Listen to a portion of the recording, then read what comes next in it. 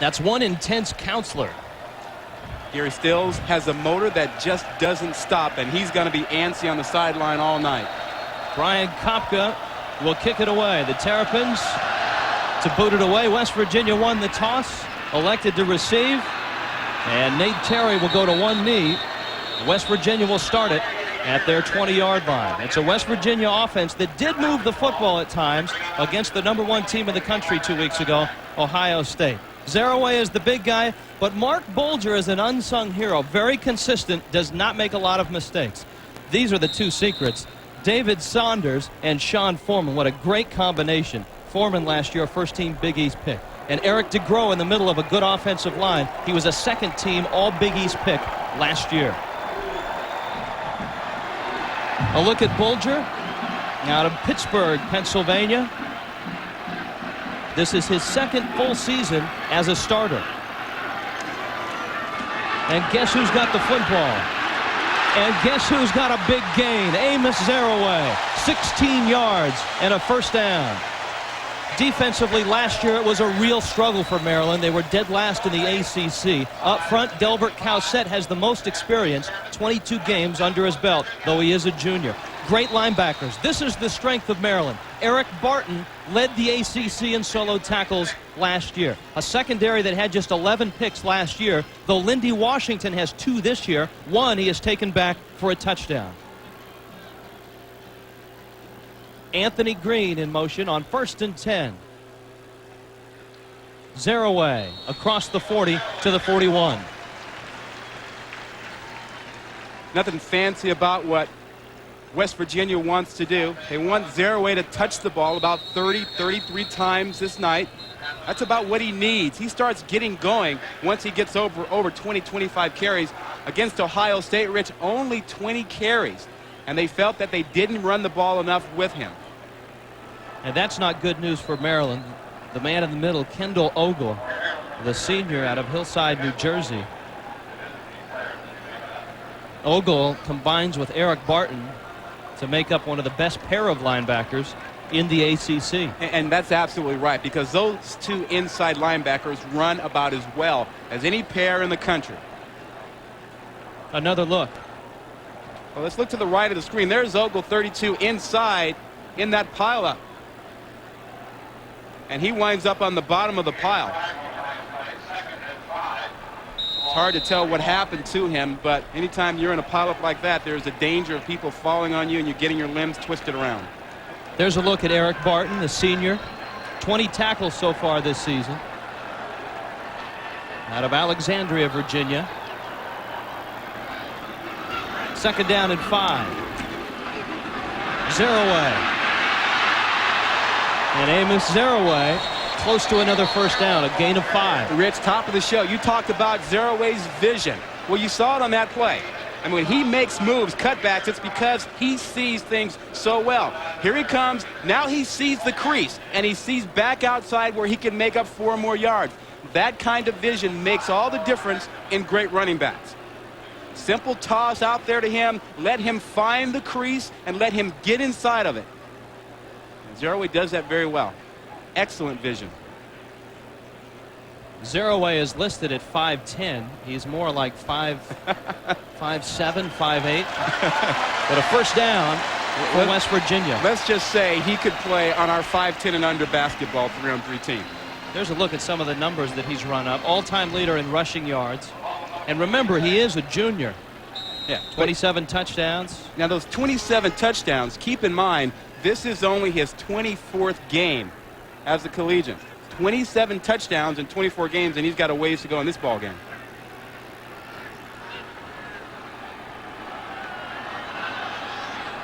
Movement and flags.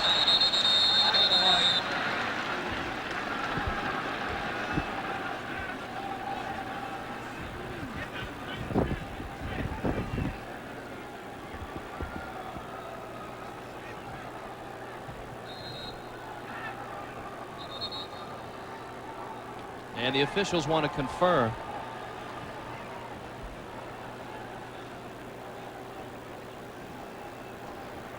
Ron Vanderlinden, a guy that made his mark as a defensive coordinator. Dead ball. False start on the offense. 5 yards. First down. Gary Barnett, of course, was his mentor. They both came from the Colorado program of Bill McCartney. And he has, in taking over Maryland, tried to stamp defense as its trademark. Well, remember, at Northwestern, defense was the key to their Rose Bowl appearance and the great championships they won in the Big Ten.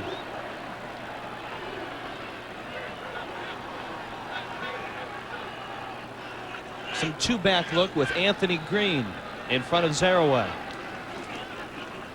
Bulger to the air for the first time, and he's got David Saunders right out of bounds at midfield. Down to the sidelines, Chris Marlowe. Ankle. He had a previous ankle injury. Once again, he sprained his ankle. They retaped it, and he's going back in as soon as they put his shoe on. Back to you. Good news for Terrapin fans. Good news for Wally Ake, their defensive coordinator. Well, Kendall Ogle had that ankle injury last week in the game against Virginia, but it didn't slow him down so much during the game. He played very well against Virginia.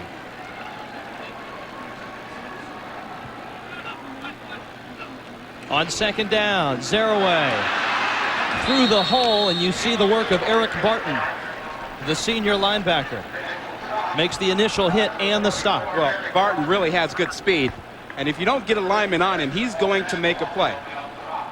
And you see Zaraway come into the line of scrimmage there, and no one is blocking on Barton, so he can run right to the play and make the tackle. There he is, nice and free. Nobody gets pads on him. He's free to make the tackle. West Virginia is going to have to make sure a guard gets a body on Barton so Zaraway can run. Third down, 3. Bulger and the Mountaineers were just 2 of 14 on third down against Ohio State, and they're going to throw for it. Over the middle as Bulger is tipped and almost caught. It's incomplete. Sean Foreman avoided the collision, and Maryland's defense holds at midfield. Well, Sean Foreman is the guy who really out here, you see him, he's out there, he's got a chance right there, almost comes up with the safety, came over. Now watch the end of this. He's going to have a chance to make the play, and he just can't quite get there. Tremendous concentration by Sean Foreman. Jay Taylor to punt. Tony Jackson fields it at his 3 and steps out of bounds. And that's not how they draw it up. No, your rule is absolutely on the 10-yard line. The ball goes over your head. Let it go into the end zone. That's a mistake. As much as the Maryland defense struggled last year, the Maryland offense struggled last year as well. They were dead last in scoring in the ACC. Ken Mastroli, a junior, not a real battle-tested quarterback, has yet to throw a touchdown in his career. The big change, Omar Cheeseborough is in. Moses Cruz, the most experience on the outside. He had 6 catches last week. And up front, keep your eyes on Melvin Fowler. When fall camp started, he was a nose tackle. And so Maryland, deep in their own territory. This is Lamont Jordan. And now a fired-up West Virginia defense gets a chance with Maryland backed up against their own goal line. West Virginia has a chance to put pressure on here and try to make a big play. Look at the backside from here. You see pressure coming. Good effort to chase it down from behind. Excellent play. Charlton Forbes, 54, was the man showing you his great speed. That's one of the things coaches talk about when they talk about West Virginia's defense, is that speed. And going nowhere is Lamont Jordan. Chris Edmonds, the sophomore, came up and made the stop. Defensively, a lot of yardage against Ohio State. John Thornton, though, first team all Big East. He's the man, the big man up front. Obviously, Gary Stills is out. We told you about that. We'll be watching Mark Thurston throughout this football game. And in the defensive backfield, Jerry Porter was a wide receiver, had 12 tackles against Ohio State.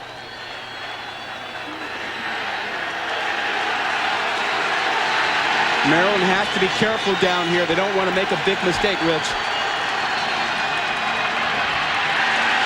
Straight ahead they go with their big man, the fullback, Matt Kalapinski.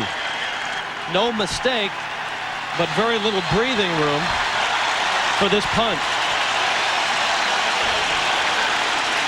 Smart coaching by Vanderlinden there to make sure they don't turn the ball over. Give yourself a chance to get back in the field position game, kick it away, and hope that your defense can give you a stop. Russ Edwards. And he got it off. Nate Terry from his 48-yard line. And Terry is inside the 35, down to the 33-yard line. Great field position, a 19-yard return. West Virginia in a good spot. We're scoreless in Morgantown. ESPN2's presentation of college football is brought to you by Mercedes-Benz, located on the web at MBUSA.com, and by Killian's Irish Red, which reminds you one look says a lot. A simply gorgeous weekend in West Virginia, and Mountaineer Field is just about full. The West Virginia Mountaineers come in at number 20. 2 weeks ago, they lost to Ohio State in the season opener. And you worry about the emotional investment West Virginia made in that Ohio State game and how they respond after having lost it. They need to get off to a good start tonight. Amos Zaraway was the featured back in the first drive. Big surprise, huh? And he's got the ball again. Zaraway trying to make Eric Barton miss, and that's a difficult thing to do. Barton with a nice tackle. It'll be second down and about 8.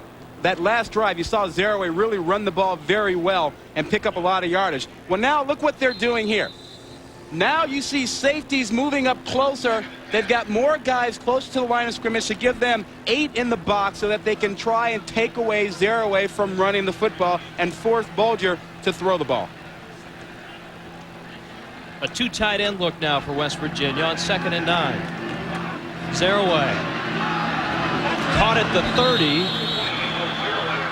Delbert Cowsett made the stop on the defensive line for Maryland. Well, running room is going to be very difficult for Zaraway to find with 8 men up close on 1st and 2nd down. Right here, you're making him go sideways. You have him surrounded. That's because the 8th man in the box is a guy you cannot block. He's free to get right in the face of the ball carrier. So now you have a 3rd and long, exactly what Maryland wanted to do to West Virginia.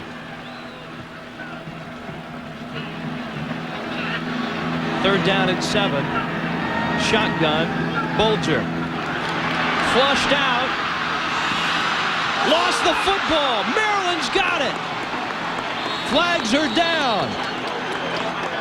Sean Forte with the loose ball. I think it was Barton with the hit that loosened it. And Maryland takes over. They're going to get another 15, I think, on a face mask. I think you're right, Rich. I think it was exactly that. But, you know, that play started out looking like it was something pretty good for West Virginia. On the return, we had a personal foul on West Virginia, face mask, 15 yards, first down. Now watch a good protection that Bulger gets right off the bat. Offensive line doing a great job, a nice pocket, plenty of time, but he runs out of the pocket a little bit prematurely, and now he thinks, well, maybe I can run it. I don't know, a little hesitant there, and didn't cover up and protect the football. You got to protect the football, and just a tremendous hit that time by Eric Barton, the inside linebacker, who's been making plays for Maryland for quite some time. Barton's played 2 series. He probably already has about 7 or 8 tackles. And now Maryland has some good field position. To the air, Mastroli. And he's got a trainer open at the 25. But he overthrew her. And you're right. And that was a mix-up between the wide receiver and the quarterback. Growing pains for Ron Vanderlinden, and he knows he's got to go through it at the quarterback spot. Brian Cummings was his quarterback last year. He's in the CFL, and it's Mastroli's team to start with. He was trying to get the Cheeseboro out there that time, and Cheeseboro hooked, and Mastroli threw it deep.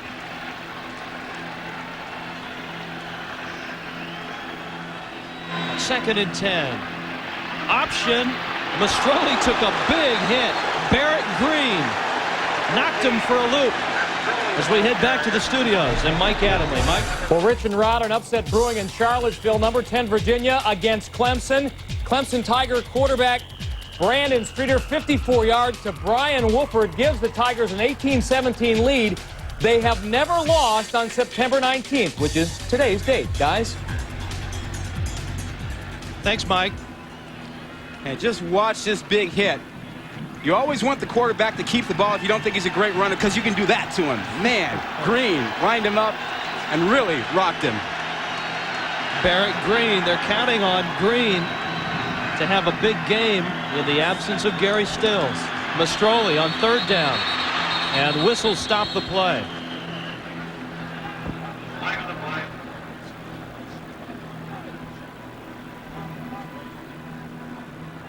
Dead ball. Delay of the game on the offense. 5 yards. 3rd down. Don Nehlen in his 19th year at West Virginia, the winningest coach in West Virginia history. And you see those 130 wins. You can add to it his 9 years at Bowling Green, 183 wins. He is one of the good guys in college football. Just about any coach, be it college or high school or junior college, talks glowingly about their contact with Nehlen. No contact on that one. Mastroli threw it behind Bruce James, and it's incomplete. Maryland will have to kick. Watch this. You got one-on-one coverage right there. Now they go with it. Now watch the good play inside. That was a good jam, and now you just follow him on inside. Nice job by Fisher to really push the receiver where he had a little bit of help, but that pass still should have been caught. James right there, thrown behind him just a little bit. Russ Edwards back into punt. West Virginia came close on the first one. This is a rocket shot. That one's going to land in the end zone. My goodness, 58 yards from Russ Edwards. West Virginia will start it at the 20. We're underway at Morgantown and scoreless. On your home for Major League Baseball, ESPN. Mountaineer Fields in Morgantown. There's a look at Gary Stills. First team all Big East linebacker, cracked kneecap. They say he's out 4 weeks. He says he's out 2 weeks. But he's out this week, and that's all that Maryland cares about. David Saunders is in motion. Mark Bulger to the sidelines, and a nice catch by Sean Foreman. Let's go back down to the sidelines. Chris Marlowe. Okay, thank you, Rich. One thing we know for West Virginia has a large size advantage on Maryland. Take a look at the graphic. On the offensive line, 39 pounds on average. On the defensive line, 14 pounds. Is bigger better? It should be, but we'll know as this game wears on. Back to you. That makes a difference, but I'll tell you one other thing. Adjustments matter, too. You saw in that first down, West Virginia came out throwing the ball because they weren't having success on that last series running it.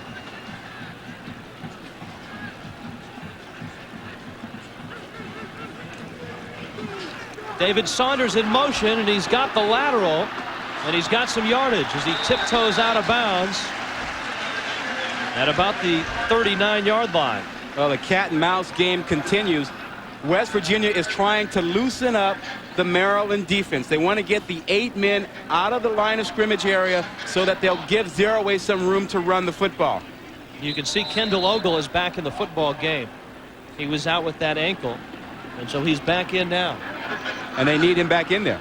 I think that's real important. We talked about the size differential, the offensive line against the defensive line. That's where your linebackers come into play, Barton and Ogle. Yeah, take a look at his arm, though. You see that right there? You see that? He lost some skin there. And that's what AstroTurf does to you. You're out there, you rip up skin on AstroTurf. That's why I hate it.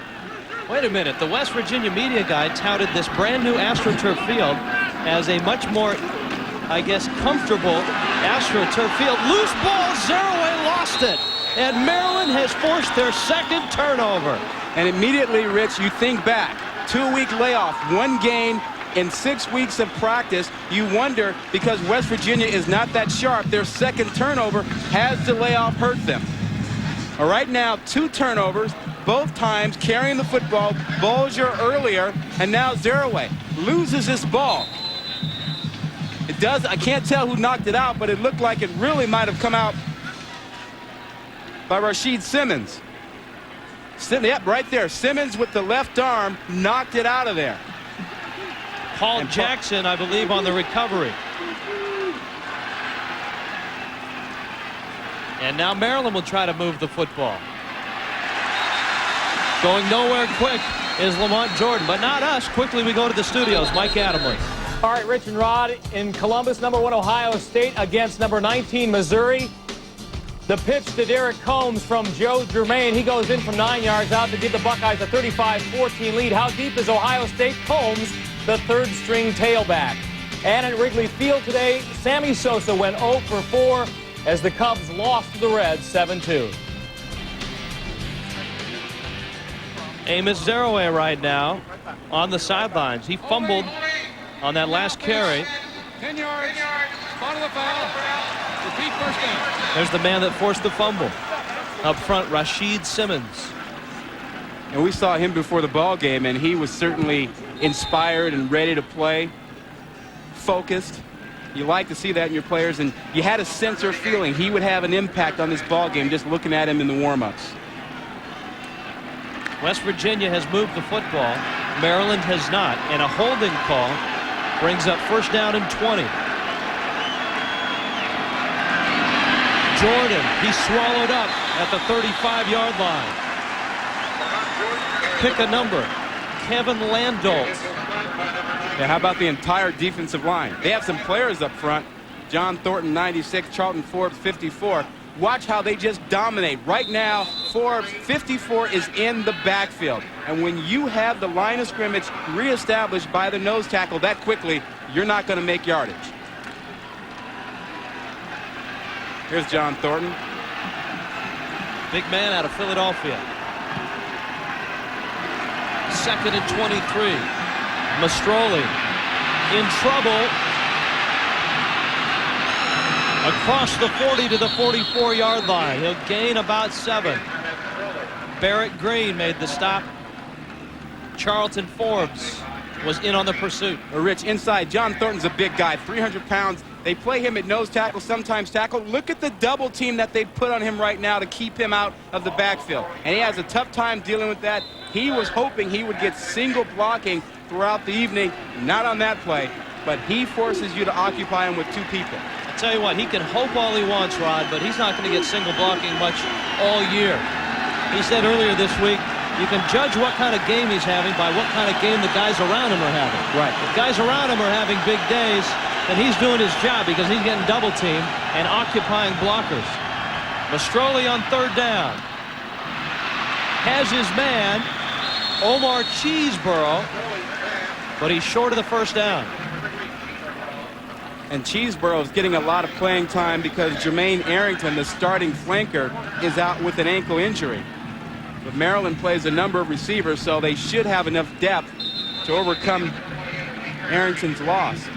But, Rich, right now, Ron Vanderlinden has to be happy that his team has won the field position battle so far.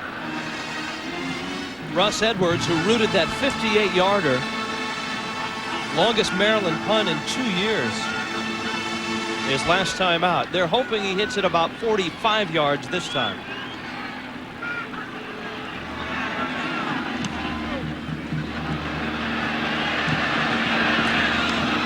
And I'll tell you what, he came pretty darn close, didn't he? They will mark it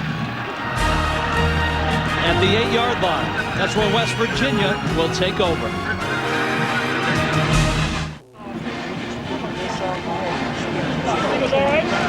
Linebacker Mark Thurston getting a lecture from Gary Stills, out with a cracked kneecap.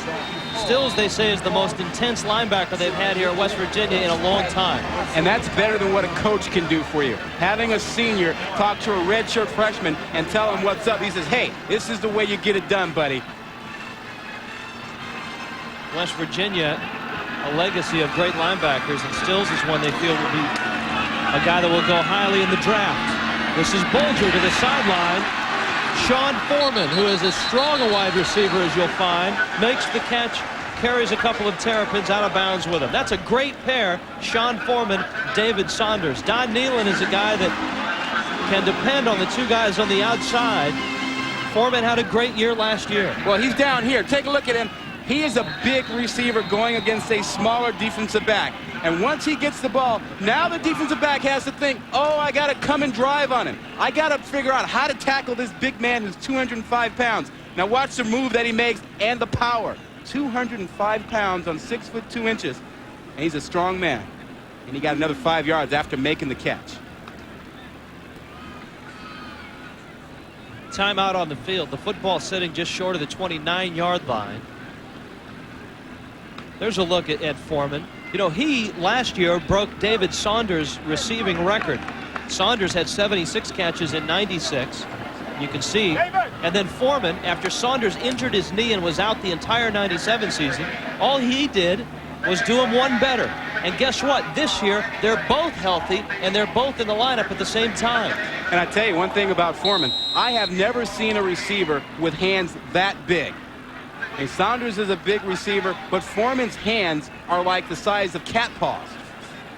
They say he can palm his helmet, drop the helmet, and then catch it again and hold on to it, which is not easy to do. Big tiger. We tried it. Bulger now to the sideline. Now he looks for Saunders, who can't keep his feet in bounds. It's incomplete. He was open out there. Bulger just led him a little bit too much to the sideline. He's got room, but look at this. Just a little bit outside. He's trying very hard to get the feet in, but you could see his left foot was clearly on the out-of-bounds line. Saunders out of Palatine, Illinois. Palatine High School. Saunders has a pair of catches. Foreman, his buddy, has a pair of catches. And it looks like, Rod, when Bulger is having success, he's had it on the sidelines, on the outside. Well, he wants his receivers out there with the cornerbacks who are smaller. On the outside now, he's got Pat Green. And out goes Green to the 42-yard line. First down, West Virginia. Back to the studios, Mike Adamle. Okay, Rich and Rod. Well, Pittsburgh giving number 8 Penn State all they can handle today. Matt Lytle on the quarterback keeper just gets in, and Pittsburgh has cut the Penn State lead to 7. 3:25 remaining in the fourth. Guys? Well, that's a program certainly that is very close to West Virginia. Pittsburgh, rivals, about an hour and a half away from each other. In fact, Pittsburgh came to West Virginia and beat them in 3 overtimes to finish the regular season last year. Amos Zeraway. Hey, we haven't said his name in about 15 minutes. Well, they're trying to get settled. Now, remember, West Virginia, 2-week layoff. You wondered how they would play tonight.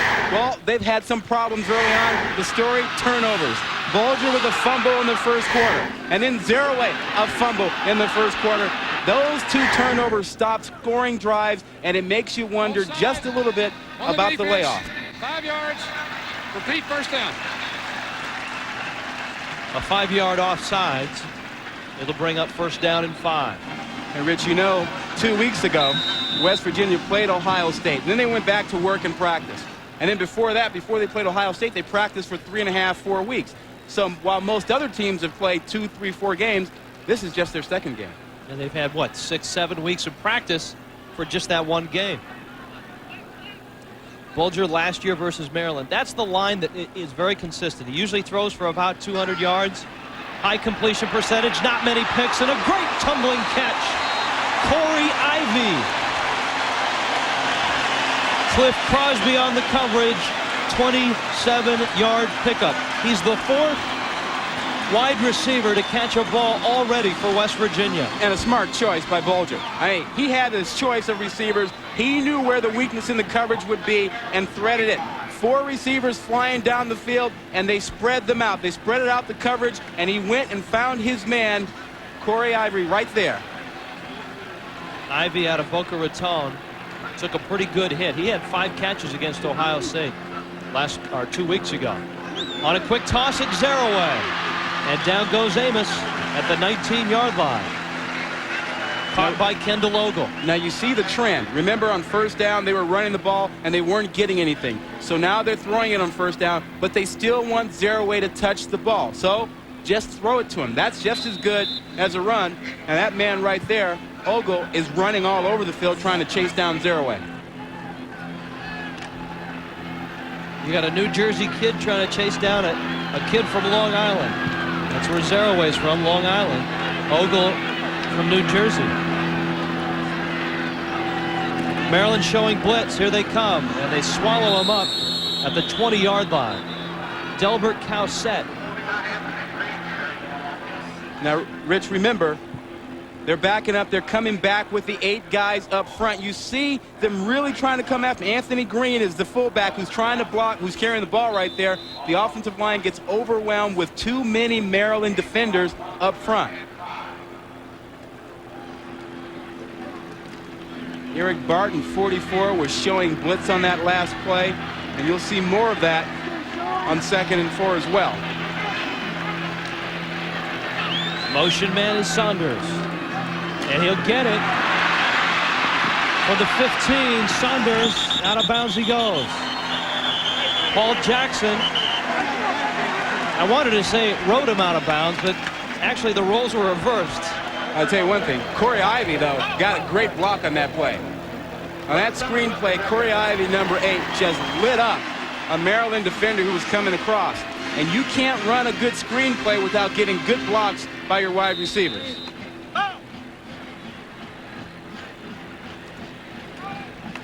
An impressive West Virginia drive.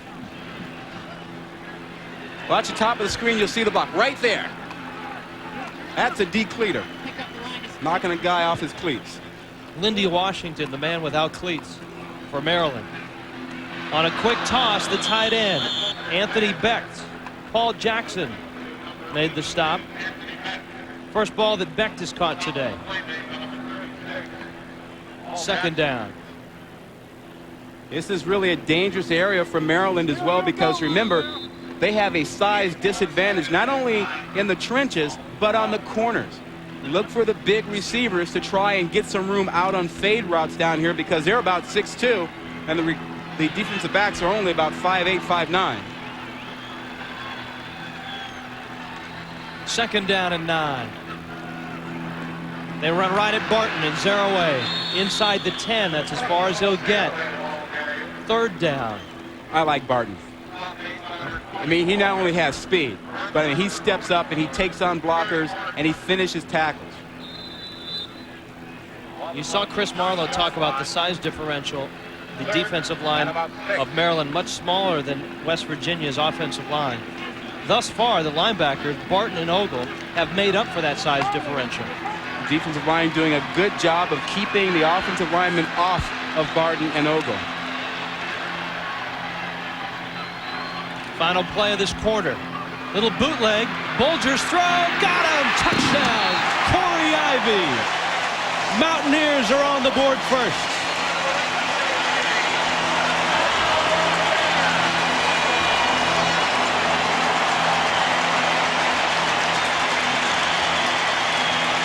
The payoff for Corey Ivy, when you deliver great blocks, you get rewarded with a chance to catch the ball. He'll go in motion and just curl back around against the man-to-man coverage. He's going to be the man they find. Coming back across the screen, there he is in the center, and look at the hit at the end that Bulger takes. But Corey Ivy, nice and open there. The extra point is good. The quarter has expired. 1 quarter in the books. West Virginia, a 7-0 lead over Maryland.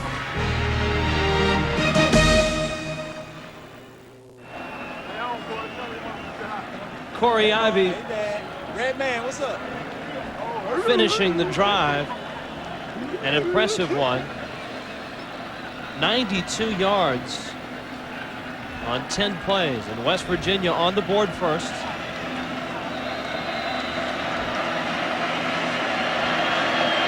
Jade Taylor.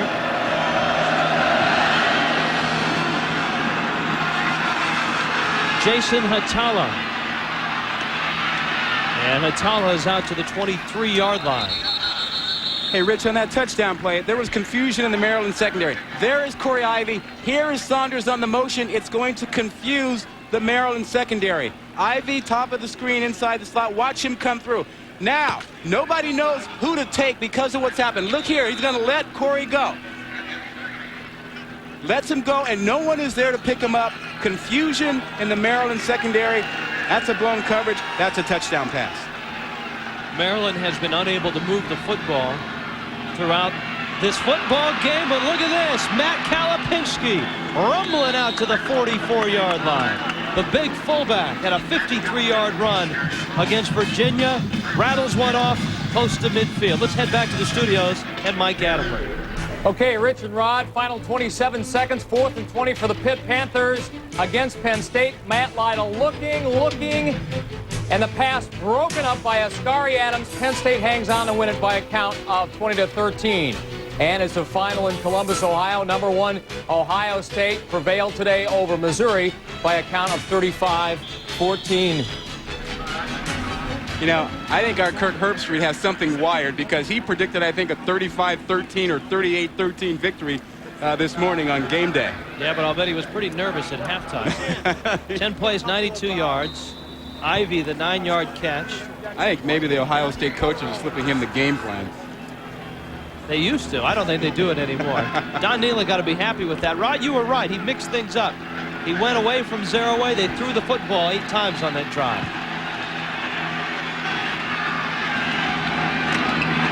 Kalapinski straight ahead, and it will be 3rd down and a long 3. Numbers from the first quarter. West Virginia a 7-0 lead. You take a look at the passing yards, not much from Maryland, 113 for West Virginia. The surprise really only 49 yards on the ground rushing, but the big thing right here at the bottom, the turnovers. West Virginia in scoring position twice. They gave the ball back. Bolger had a nice first quarter, 10 out of 12. Maryland 0 for 3 on 3rd down. And it's been a 3rd down and over 12 for the most part. Mastroli's throw. It's caught. Kalapinski, the fullback. With the catch, it's a 1st down inside West Virginia territory to the 34-yard line. 16 yards on the pickup. The sophomore, the big kid, out of Marshfield, Massachusetts, Matt Kalapinski. Oh, but your tight end is always your best friend. You'll see Warridge will be flashing across the screen as he comes out. He's out to the right side of your screen right there, and he is a guy you got to find because man coverage with everybody else.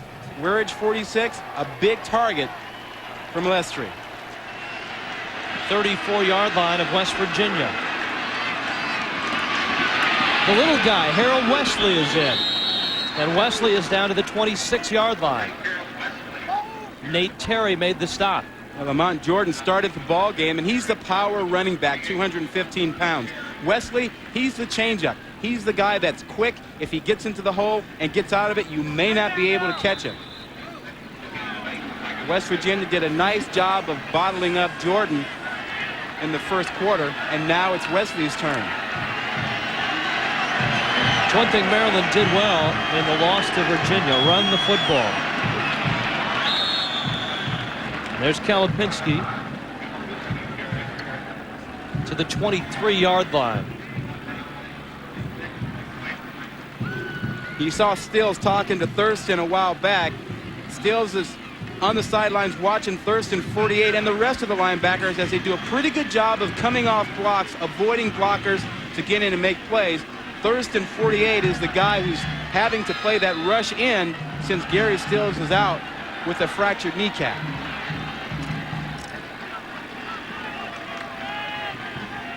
I tell you one thing, Stills is a delightful young man. We had a chance to visit with him yesterday. He was trying to convince us that he might take a few snaps today. Wesley outside, gets there. Did he have enough? No. To the 21. And, you know, to follow up on that point about Stills maybe taking some snaps, he wasn't kidding. Remember last season, he played in a ball game. They didn't know that he had fractured his knee until after the ball game. And in addition to that, he had a broken thumb had a pin put in it, wrapped it up, and went out and played. This is a guy who just does not feel pain. But he's a guy that's a pretty good counselor. Let's go down to Chris Marlowe. Chris? To Gary Stills, his assessment of Mark Thurston, playing okay, making some rookie mistakes, a little too aggressive so far. He wants him to be more patient and let the game come to him. Our first quarter assessment of Coach Gary Stills. Back to you. He was begging for a headset as well. But they were smart and didn't give him one. Timeout on the field. Maryland in West Virginia territory, and on the move. They take a timeout, trailing 7-0.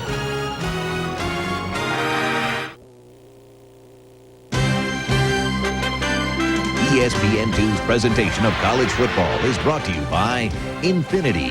Own one and you'll understand. And by DoubleTree Hotels, guest suites and resorts. Sweet dreams from DoubleTree. Morgantown, West Virginia, as night falls. And West Virginia and Maryland, the Terps have made the trip. Bordering states, and two teams that have kept up this series throughout the years. Second down and 8. Harold Wesley goes down in the arms of John Thornton. I bet he didn't get double teamed that time. John Thornton told us yesterday he can't block him one-on-one. He refuses to be blocked by one blocker. And if you don't double him, he'll make plays in your backfield. He made a play on Wesley that time.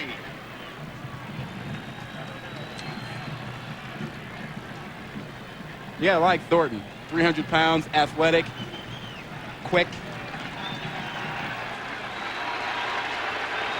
And now a big third down. Maryland converted their last one. Lamont Jordan going nowhere in a hurry.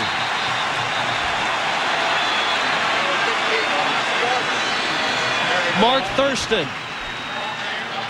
There he is, a proud teacher. Yeah, very much so.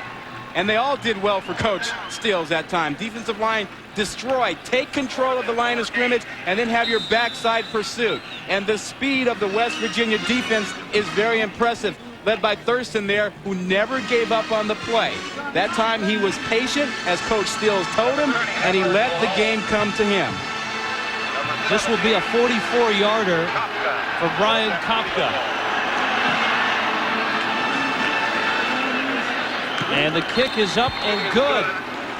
And Maryland is on the board. Brian Kopka, the sophomore, out of Hollywood, Florida, has the Terps on the board at 7-3, West Virginia.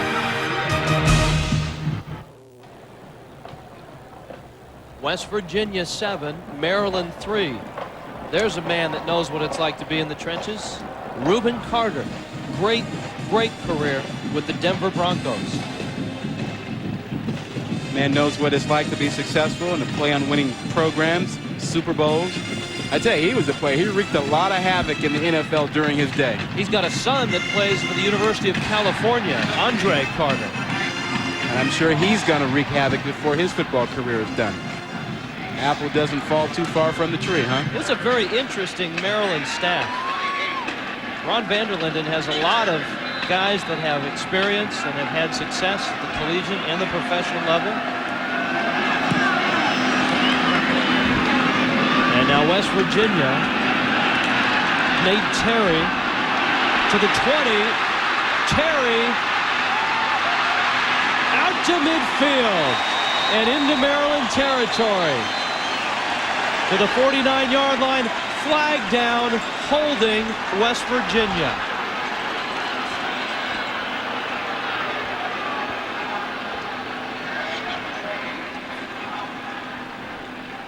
The flag is back at the 21-yard line, which means this one's coming back a long ways. Holding on the return, 10 yards. Spot of the foul. First down. All right, Rich, let's see if we can find the hold for you. It looks like it's right here. Looks like it's right there where they hold, and that gives Terry enough room to get outside. Yep, there's some grabbing and holding right there, which gives him the big lane to get into. He can't do that. Can't get away with that. No, you can't. Not in front of the official. This is an ACC crew. I think that was Mark Corman who was holding there.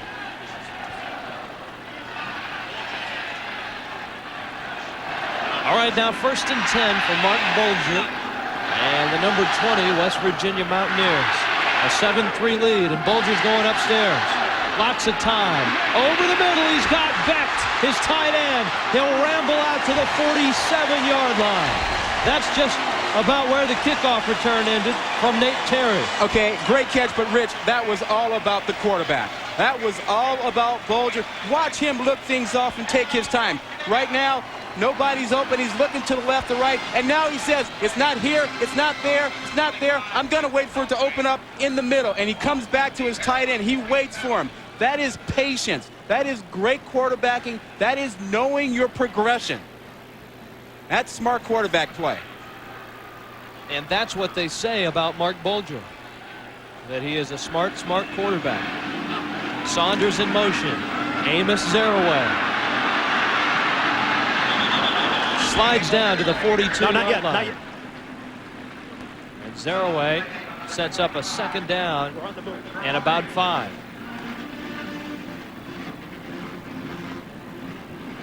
Nine and a half minutes left, 2nd quarter. West Virginia turned it over twice in the 1st quarter. Maryland could not move the football. West Virginia stuck it in on the final play of the 1st quarter, ending a 92-yard drive in front of almost a full house here at Mountaineer Field. But Maryland has played tough, just like they did it against number 10 Virginia last week. Bolger with a nice throw. Saunders with the catch. We head to the studios and Mike Adler. For Rich and Rod, speaking of number 10 Virginia, they survived the scare today. This is Todd Braverman from 30 yards away. His field goal good, and UVA beats Clemson 20-18. Guys? Wow. Virginia, here's another look. Well, this is almost an automatic for Bolger. He takes a hit almost on every play when he throws the ball, but he's hanging in there, and he's looking for the flag. Mountaineers on the move. Little reverse action. Antonio Brown. Boy, Don Nehlen and his offensive coordinator, Dan Simrell, certainly get everybody involved, don't they? 4 receivers. That's Simrell on the left. 4 receivers right have caught balls. And now Brown, who doesn't have a catch, but now he's got a carry. Well, it's a well-conceived offense. They give you a lot of window dressing, which highlights Zaraway, but every now and then they come back with something like this to keep you honest. And this time, it works. Nice play. Antonio Brown doesn't get a lot of time, but he's out there for that purpose, to run the reverse.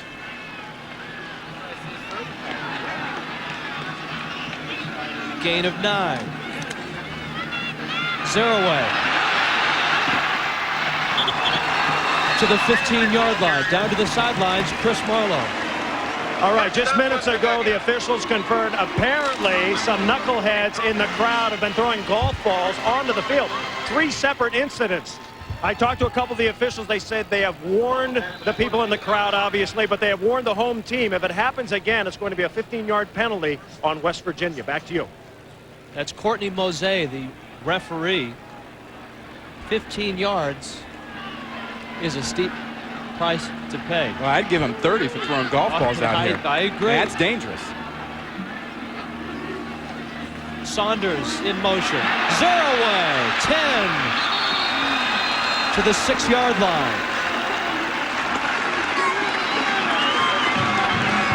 And Zaraway is a solid, strong back. Watch him finish the run. Yeah, he gets good blocking, and he gets himself out there, but watch him finish. He doesn't give up and go out of bounds. He lowers the shoulder to finish the run right there. He believes in dishing out punishment. Even though he's a short back, he's not a small back. Here's the rushing chart on where he's picked up his yards. 4 carries to the left, 4 in the middle, 3 to the right. They spread it out. Most of the yards coming to the left. This one up the middle, and this one not going anywhere. Chris Jenkins, the sophomore out of Ypsilanti, Michigan. You know, one thing about Zaraway you have to like his arms. I mean, he's got those great big biceps, almost Popeye arms. Look at these things here, right there. Look at those arms. He told us yesterday that even though he plays on turf, he doesn't cover up his arms because he's worked too hard to develop those things. He wants to show them off. Like you. Oh, yeah. Dig his arms around. Third down and short here. And West Virginia hasn't converted a third down until here. Zaraway, touchdown.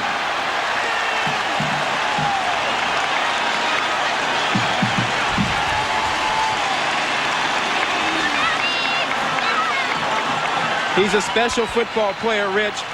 And special football players have that burst. They have that explosion.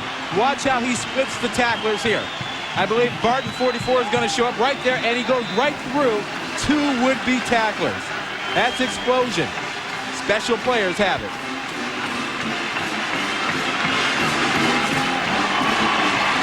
And West Virginia adds the point. Amos Zaraway and his West Virginia Mountaineers on top 14-3.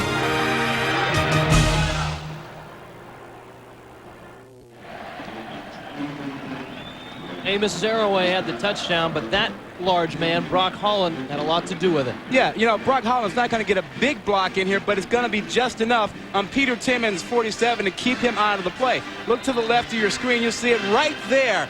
Right there. The block is just enough to keep Timmons from getting in front of Zaraway, and also enough to cut off Barton 44, and Zaraway can explode through there and get the touchdown. Nice teamwork. Amos Zaraway.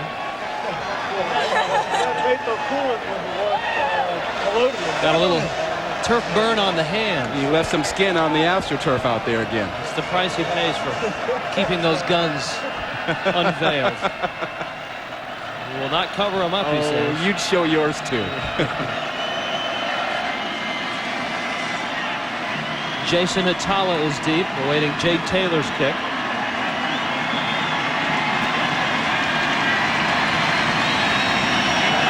West Virginia has had 2 long drives, 92 and 89 yards.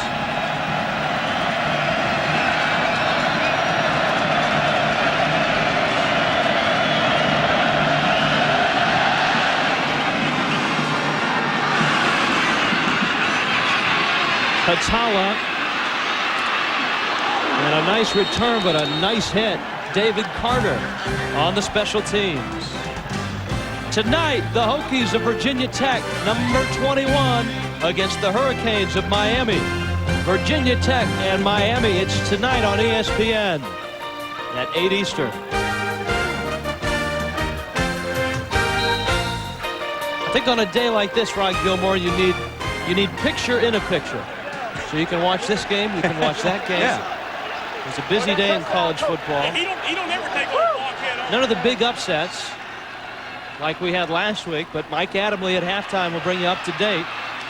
Mastroli, Virginia will let him run the football, and he's out to the 33-yard line. We talked about West Virginia maybe being a little rusty. Well, maybe so. Look at the first 3 times they had the ball. They didn't get much done. Now the last 2 times they've kicked it into gear. 10 plays, 92 yards, touchdown. 8 plays, 89 yards and TD. I think the rust is starting to come off for West Virginia. They're starting to get into the flow of it. And that was the concern of Don Nehlen, who looks a lot happier now than he did when this thing started.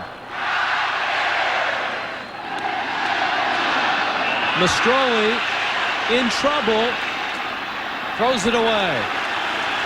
And a flag goes down. It'll be grounding. Yeah, he didn't have a receiver anywhere over there. Now, in the NFL, that'd be okay. In the NFL, once you're outside the pocket, you can throw the football away. But when you are in college, you got to have a receiver nearby.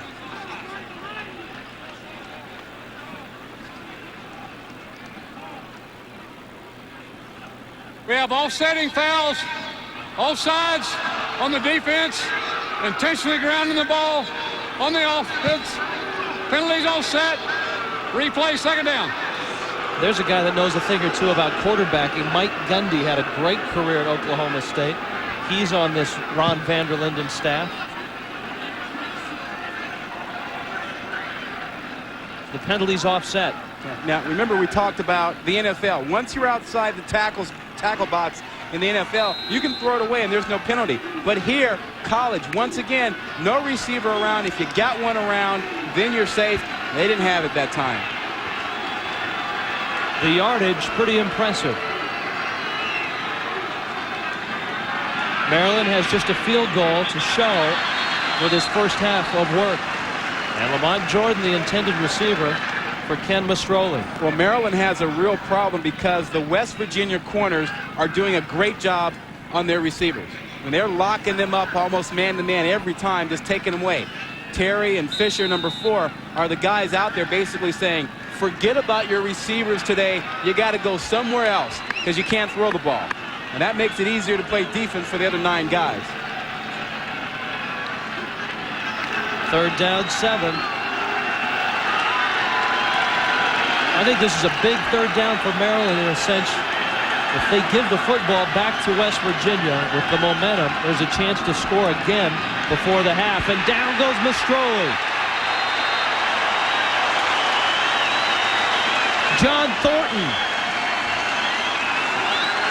the man in the middle.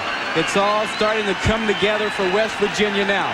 Offensively, 2 straight drives. Defensively, they're on a roll right now. Good coverage, and it goes hand in hand with great pass rush. Inside, Thornton can't handle him with one guy, and there he is to make the play. They've got to double team him inside. Got a little dance there, too. Well, if you're going to do a dance in college, you better do it quickly. That's right. You'll get flagged otherwise. Nate Terry, a dangerous return man. Maryland somehow avoided a flag. Well, now they didn't. The whistle stops and the flags come down. And another golf ball. You see the golf ball come down, Rod? There's a golf ball at the 8-yard line. Now, Chris Marlowe told us that the officials promised. Delay of the game on the offense. And 5 yards. 4th down. Now, look at that, Rod. Look at that. He just picked it up. He may have saved himself 15 yards. And the Maryland players right now are pointing it out. Yeah. There it is. And right there. There's your golf ball right there. The officials told us one more golf ball, it would be 15 yards. And the West Virginia band, just a commando raid, removed the golf ball.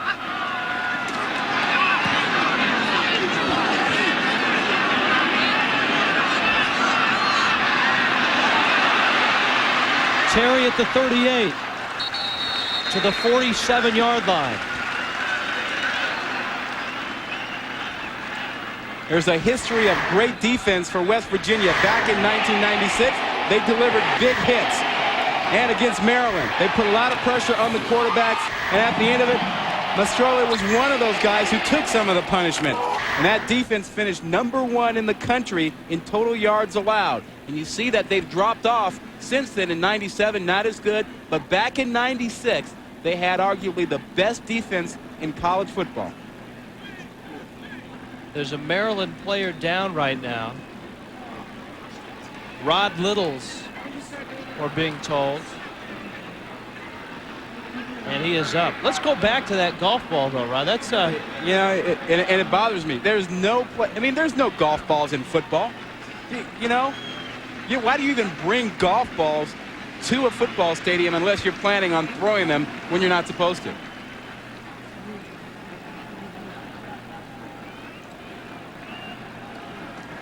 And there's the punter. Look to the left of your screen. And there's the golf ball. It came in up there. And then it settles down around the 8-yard line. See it? To the left of the screen. Now watch to the right of the screen.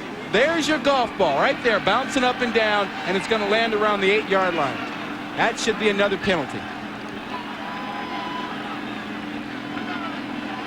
it checked up nice. Zeraway, midfield. And Zeraway is inside the 40 to the 39-yard line. Gain of about 13 yards. And this was the danger for Maryland not moving the football. They give it right back to a red-hot West Virginia offense. Yeah, and they're starting to get it going. Counter play here. Once again, another great block by Brock Hollins, 69, out in front of Zeraway. and Zeraway doesn't need a lot of room. There he is, 69, with the block right there, cutting off the pursuit, and that's all the space Zeraway needs. Now, that offensive line is doing a real nice job of getting him just enough room. Zeraway closing in on 100 yards. He's already at 94. He won't get much further here on a high tackle by Rashid Simmons.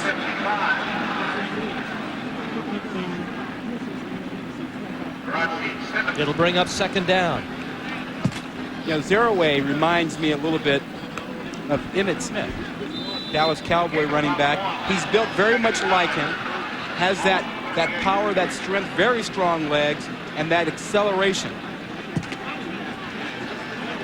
His hero, however, is not Emmitt. Nope, that would be another number 20 who happens to occupy the Detroit Lions offense. Barry Sanders. Last week we saw him back from Iowa State, Darren Davis, that did a pretty good Barry Sanders imitation. Zeraway watched that game and had a lot of admiration for his work. It's been a busy day so far for John Thornton. West Virginia 14, Maryland 3.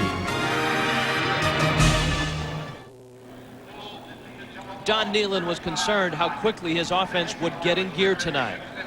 Well, they've gotten it in gear. That last drive, Zeraway kicking it in gear himself, running to the left side where he's had a lot of success tonight. We told you at the top of the show, he's been remarkably consistent against Maryland. A touchdown in each of the last couple of years and well over 100 yards. And West Virginia's on the move now. Bulger going deep to the end zone. Deflected and almost caught. It's incomplete. The dynamic duo was down there, Sean Foreman and David Saunders. But Sean Forte, the sophomore, made the defensive stop for Maryland. And Sean Forte knows what to do when the football's in the air. That's a guy who played on offense for Maryland last season. They moved him over after he broke a leg, and watch him go up like a receiver to try to make the play. Now, as a defensive back, he'll learn you got to go up at the highest point, but this is a former receiver trying to catch it like a receiver, and that's why that ball gets knocked out by Foreman, who comes over. But a tremendous play by Forte to get over there. And now West Virginia's faced with a fairly lengthy third down. Saunders in motion. Bulger's throw. Caught. Ivy out of bounds at the 6. I really like Mark Bulger. And for good reason. Don Nehlen likes him too, and Ivy likes him. He's found him again. Ivy running a very crisp, good route, but it's really Bulger who does a nice job of making the decision to pick out the right guy. He understands where his man's going to be. He influences and he waits. He has patience. He waits for the clear out so that Ivy can come by. Dead ball. Personal foul on West Virginia. 15-yard penalty from the end of the run. First down. A personal foul against West Virginia. Here's a look. That's why it's the end of the play. It's right there. That shot by Pat Green, a wide receiver who takes a cheap shot, and he just costs his team 15 yards. 23-yard line now. You think Don Nehlen found him and spoke to him about that? No, I think Green stayed at the end of the bench, away from Don Nehlen. Zeraway to the left side. He's had success there, but not this time. A nice play by Paul Jackson. Back to the studios, Mike Adams. All right, guys, come on, admit it. You thought after getting upset by North Carolina State last week that Florida State would annihilate Duke? Well, it's not happening. Duke blocks the punt by Kevin Cottrell. Darius Clark falls on it. They score 3 plays later and lead Florida State 7-0, guys. Hey, Mike, you should know that Duke's for real. I mean, they beat Northwestern, didn't they? Oh, man, what is up with Florida State? Tonight here in Morgantown, West Virginia, a 14-3 lead over Maryland. Paul Jackson with a nice stop of Amos Zeraway. Mark Bulger has got the Mountaineers on the move. Zeraway lost his helmet. Peter Timmons with the tackle. And Zeraway wants a flag because he says he just didn't get hit. He said somebody ripped his helmet off by grabbing the face mask.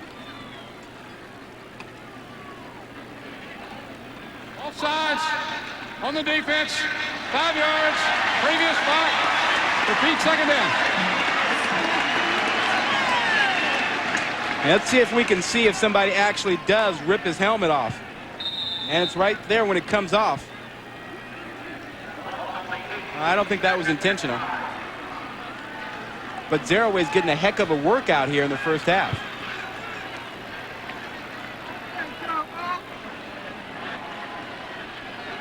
A break for West Virginia. Green is back in. He's in motion. And Maryland may have been offside for the second straight snap count. Chris Jenkins. The movement.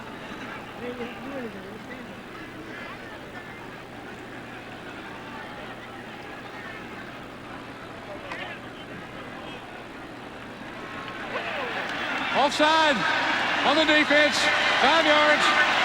Second down. Down to the sidelines, Chris Marlowe. Chris? All right, I found the man who got the ball, Drum Major Greg Costello. What made you go out there and snag the ball? Well, honestly, one of our staff members standing next to me told me, he said, run out and get it. And I saw the refs weren't looking, so I took off after it. Did you know you saved your team 15 yards? I was pretty sure. I was hoping we'd score right after that. You feel guilty at all? Not at all. All right, back to the play. We're still searching for the ball, by the way. Guilty, heck, I think they're going to put him on scholarship. Bulger's throw to the corner. Caught! Foreman! Touchdown, West Virginia!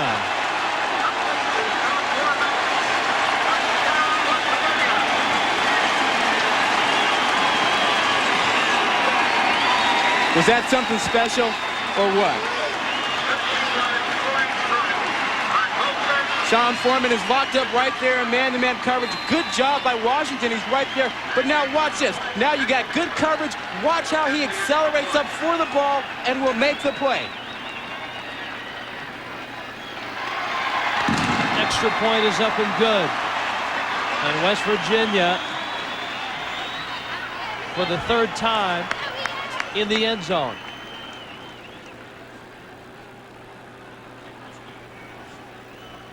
You know, Foreman is really a special receiver.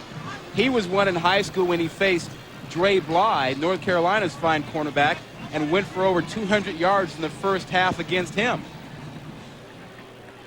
Next Saturday, a busy day in college football. You've got to start it, obviously, with College Game Day. And then Mike Adamle's Wildcats will take on number 14, Wisconsin.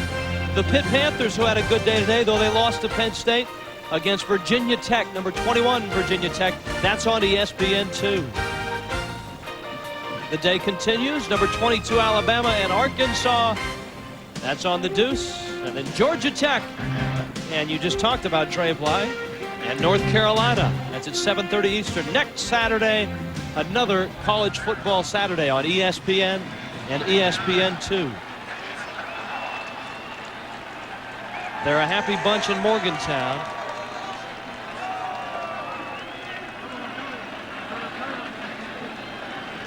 Jay Taylor will kick it away.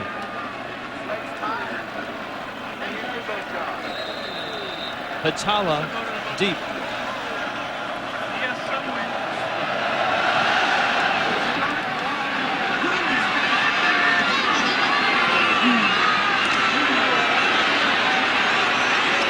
This is Bruce James who goes down, and he goes down hard. David Lightcap with the hit. Let's go back to that touchdown pass and watch how Foreman at 6'2" is able to get up over the 5'8" Washington and make this sensational catch.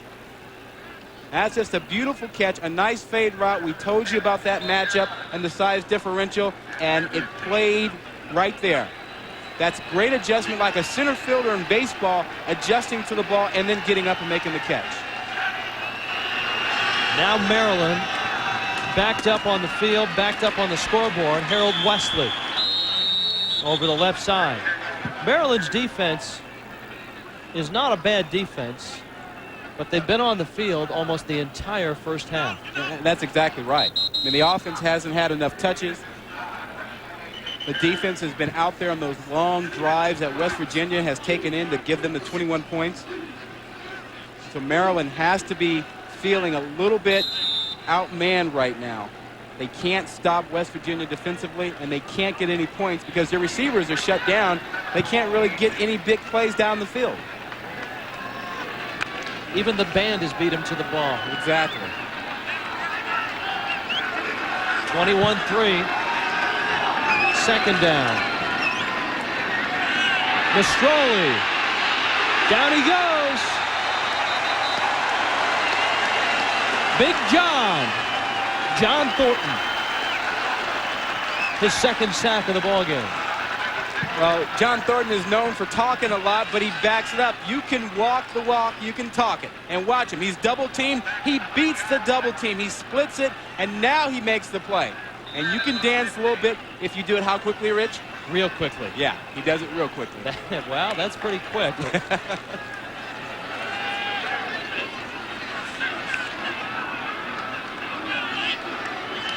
Thornton with a couple of sacks. Third down and 15 now. Last 2 seasons, West Virginia has been murder on quarterbacks. And Maryland just trying to run out the string. And you know what? West Virginia is going to get this football again, and they're going to call timeout. Yeah, and the crowd was calling for a timeout. The knowledgeable West Virginia crowd was signaling timeout right off the bat because they want another chance to score. Lamont Jordan the carry. John Thornton in on the stop. We'll take a timeout. 21-3 West Virginia. I just sat in front of my locker room, all my equipment on for like 2 hours. My coach came in there, and he looked at me, and I looked at him, and I cried for a long time. He was just sitting there, just trying to make me feel better. You know, he was just telling me things, just keep my head up, you know, look for bigger and better things, you know, in the future. And we just stayed in the locker room, thinking about all of, you know, the things we went through since I've been in high school. That's gonna stick with me for the rest of my life. When's the last time you took a good look at Maryland? With our state-of-the-art facilities, nationally ranked programs, and outstanding faculty and students, the University of Maryland is considered one of the finest public universities in the nation. With purpose and momentum, we've become a leading player in higher education. The University of Maryland.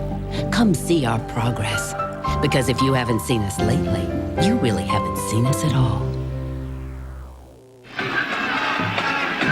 21-3 West Virginia, and they're not done yet here in the first half. 1:40 left in the second quarter. Russ Edwards backed up to his end zone. West Virginia has come close on a couple of punts tonight. Nate Terry is deep.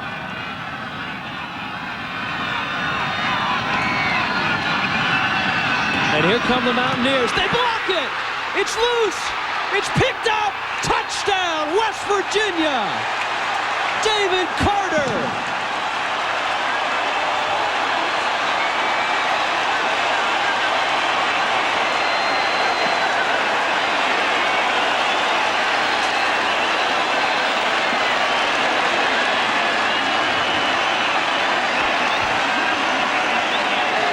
David Carter with the block and the recovery.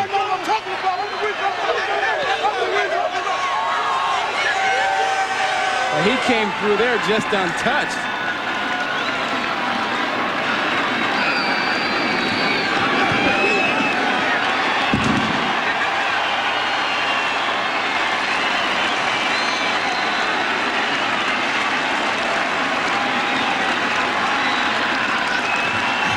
Another look. The middle of your screen. Look for big O number 7. You can't miss him. 2 guys block him. They just let him go. That is just poor blocking by Maryland, and that's great determination by David Carter. Watch again. He's just going to come right through 2 guys who block him and turn him loose too soon, and he makes the play all by himself with the presence of mind to keep his composure to recover the ball. Heck, he blocked it. He wasn't going to let anybody else pick it up. And how do you like me now, he says. I told you.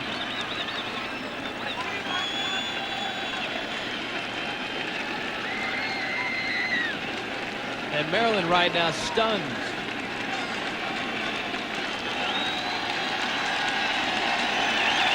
Almost a full house, Mountaineer Field, Morgantown, West Virginia. They've waited 2 long weeks for their Mountaineers to retake the field. 2 weeks ago, Ohio State came in and beat them. But Touchdown City is back in business here tonight.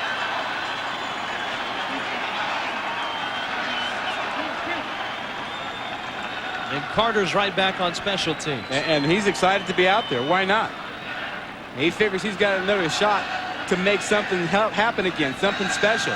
What he did a couple of minutes ago was pretty special.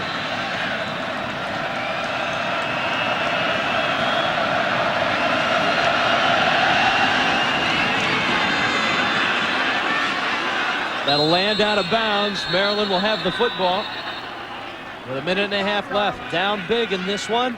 Halftime you don't want to miss, because halftime means Mike Adamle and John Mackovic. Mike? Okay, thank you very much, Rich. And coming up on the National Car Rental Halftime Report, number 1, Ohio State cruises. North Carolina State goes from upset-er to upset-y. And another big day for Syracuse and their Heisman candidate, Donovan McNabb. That's all coming up at the half. Guys? Thanks, Mike. This one has all of a sudden gotten away from the Maryland Terrapins.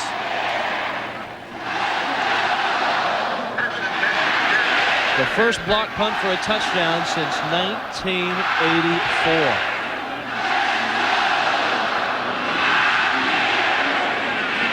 And Maryland's going nowhere. Yeah, and West Virginia is not going to call off the Dogs, and that time the Dogs were Chris Edmonds and Charlton Forbes. Lamont Jordan with the carry. Maryland's going without a huddle.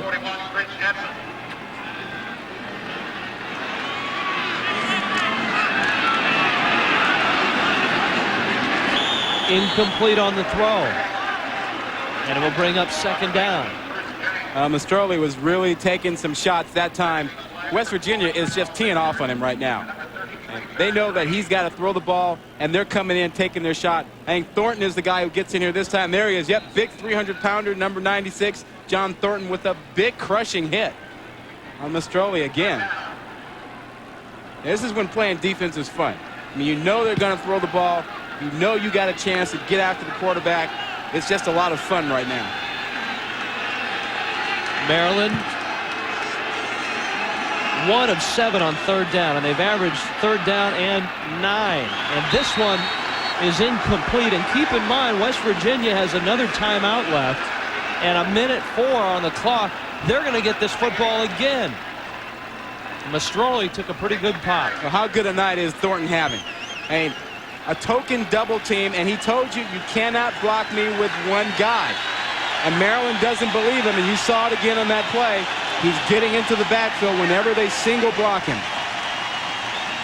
Carter's right back out there. I bet they stay on him this time. I'll bet he's touched this time. You're right.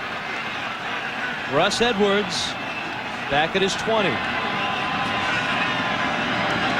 Mountaineers don't come after this one. Terry at the 23. Terry to the 35-yard line. There's a penalty flag down and a player down as well.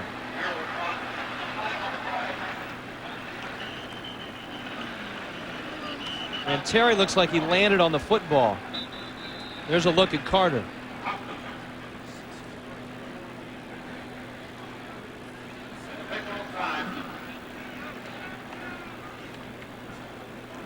Mastroli. We had holding on the return team. 10 yards into the run. First down. Coming up at the half, our National Car Rental Halftime Report with Mike Adamle and John Mackovic. A busy day in college football. We'll show you all the highlights and talk about some of the games still to come tonight on the National Car Rental Halftime Report. Rich Waltz, Rod Gilmore, and Chris Marlowe in Touchdown City. It's what Morgantown, West Virginia turns into every fall. And this place has lived up to its name in the first half. the famous Amos Zaraway, has been as good as advertised. 16 carries, 91 yards in the first half. And he's done it a variety of ways, but mostly to the left side. He's made big plays, had one fumble. It didn't cost him any points. And he's been a big man in the first half. He may look like a little man, but believe me, he has packed 200+ pounds on that 5'8" frame. And he's been something. He always has big games against Maryland. The Maryland offense unable to move the football. Not that time. It was pressing when we backed off, and then the linebacker came out trying to cover me. No, it was an excellent spot. And there's a look at, I believe that's Terry. Nate Terry, number 28. And he's had a wonderful game playing the left corner spot, or the corner spot that's to the short side of the field, the wide side of the field for them. And it looks like it's a shoulder or arm injury. But he was having just a tremendous ball game. And this is a team that has been suffering some injuries on defense. They really can't afford to lose him. Obviously, they lost Gary Stills. They lose Terry. They had another injury in their defensive backfield in week 1 against Ohio State. And they lost Sherrod, who's their backup free safety, who played quite a bit for them, which affects their ability to go to their nickel and dime package to bring extra defensive backs in. That man, Don Nealon, said that all we had to do is stay healthy. If we could stay healthy, you know, we've got a really good football team. And right now, his defense is really taking it on the chin in terms of injuries. You know, Rick Sherrod went out. Wasn't sure if he was going to have his full complement of offensive linemen as well. But they haven't missed a beat. 28-3 on top. Now they've got an opportunity here with a minute left. Bolger's throw is caught. I'll tell you what, Corey Ivy is having a pretty good night. We've talked so much about Foreman and Saunders. Ivy transferred from Tennessee, and I'm sure he's glad that he's here now. And Bulger, you know, we're impressed with him. You've talked about him. Watch how he hangs in there to deliver this ball. Little half roll, but watch the end of the play. He's going to stay with it, and deliver the ball and take the shot. He knew he would get the shot, but he gave it to Ivy anyway. He got it there. Composure, he waits for it, and there's the big hit from Barton. Clock is rolling. Screen to Zaraway. And he's got some room. Zaraway, he's 30. To the 15. It'll stop the clock on the first down. West Virginia has a timeout. A 40-yard pickup.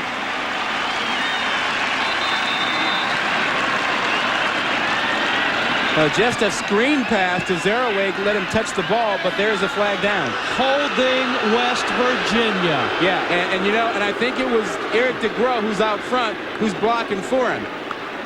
Right there, that's the hold. That's the takedown.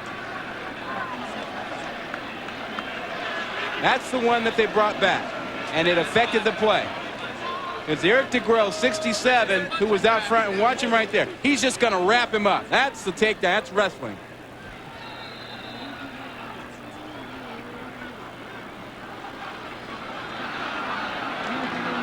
Well, it sure ate up a lot of clock. West Virginia still has that timeout, but now they're down to just 14 seconds. And the clock starts, remember, on the ready for play. Bulger, sideline. Ivy went to a knee. And West Virginia has to burn the timeout to stop the clock.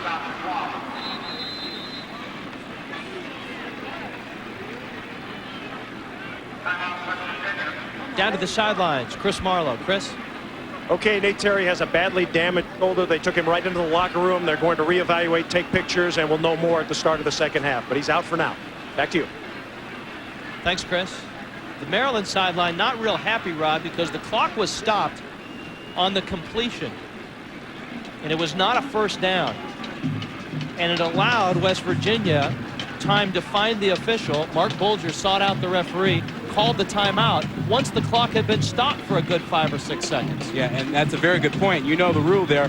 The clock only stops when you signal the time when if you get the first down or if you get the timeout acknowledged by the official. Neither one of those two things had happened, so that the clock should not have stopped.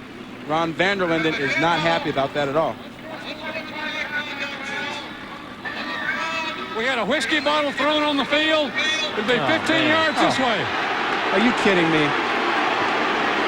So there's the 15-yarder. We thought it would be for a golf ball, but my goodness. You go from golf balls to whiskey bottles. How do they even get the whiskey bottles in here?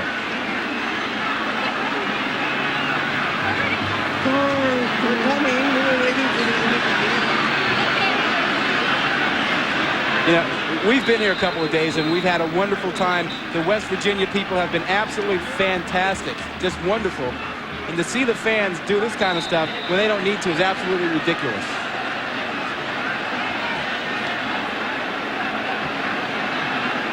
Three seconds left in this half. Same play, Zeraway. And a nice size pickup, though the clock has expired on the run. Amos Zeraway with a big pickup and a big first half. The Maryland Terrapins head to the sideline, head to the locker room, and they'll try to regroup.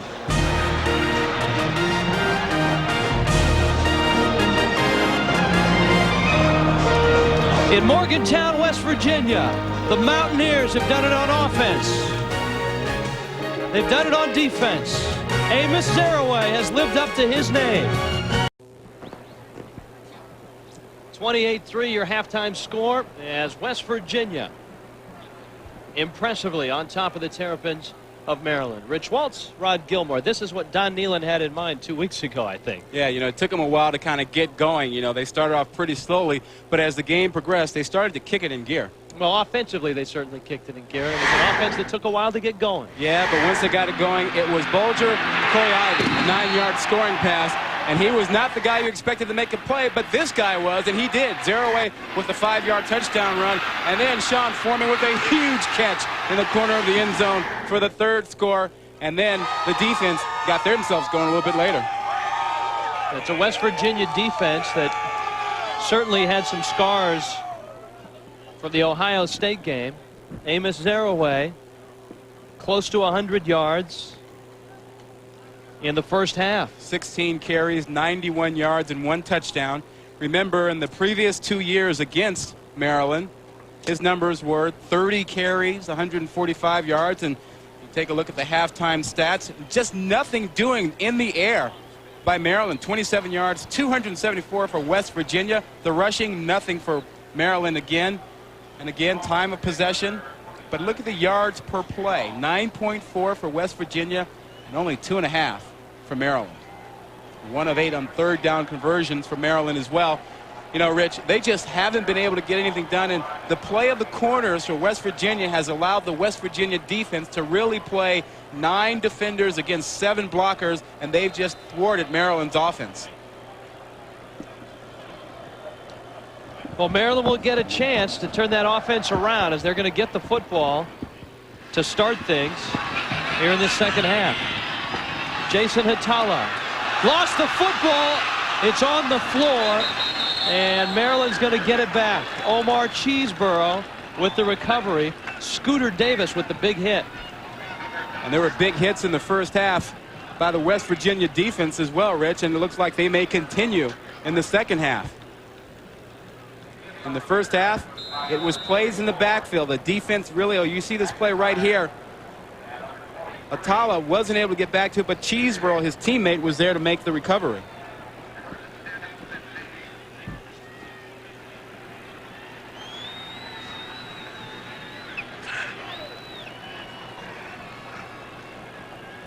Ken Mastroli at the quarterback spot, and he misfires there. And I think now is it time to address the quarterback situation for Maryland. I'm not sure any quarterback is going to have success against this defense the way it is playing tonight. Ken Mastroli, the junior, has struggled mightily in this football game, as has the entire offense. They've got a true freshman, Maryland does, on their sideline named Randell Jones, who is more of an option quarterback. And if this Maryland offense continues to sputter, we may see that true freshman. Here's Mastroli on the option. A nice play by John Thornton. Thornton made plays in the first half as well. Take a look at the West Virginia defense first half. Getting to the quarterback. Thornton, number 96, showing up. Special teams as well. David Carter, reserve linebacker, blocks it, beats the block, recovers it for the touchdown. And Thornton finishes off Mastroli in the first half, another sack. He's been living in the backfield despite the loss of Gary Stills, their preseason All-American linebacker. The defense has been superb. You can't imagine the defense playing much better. Blitz coming. Mastroli running for his life. Completes the pass at about the 17-yard line. Kevin Landolt this time was in pursuit. Moses Cruz, the catch. It's a pickup of a yard. And it's been a long night for Mastroli and the Terrapins. Well, they were all in the backfield. Watch the bottom of your screen. You'll see 48 Thurston will come in as well. He's in there who's chasing. There he is, 48 showing up, replacement for Stills. But everybody else is there as Cruz makes the catch on the sidelines. But again, Tompkins, number 11, with a big hit. Not enough for a first down.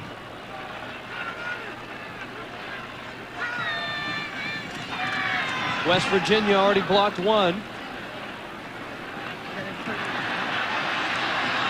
Antonio Brown. And Brown with a nice return to the 41-yard line. Let's go down to the sidelines. Chris Marlowe. All right, thank you, Rich. I talked to both coaches at halftime. Coach Vanderlinden, obviously very disappointed. He said we're a better team than that. We have to play better in all phases of the game. Meanwhile, Don Nealon actually found something to complain about. Pretty good first half, I would say. He was concerned about the penalties, but he told me, Chris, if we're a good team, we'll play the second half with intensity. If we're not, we'll lose our focus. I'm anxious to see what kind of a team we have. Back to you. Ron Vanderlinden and Don Nealon.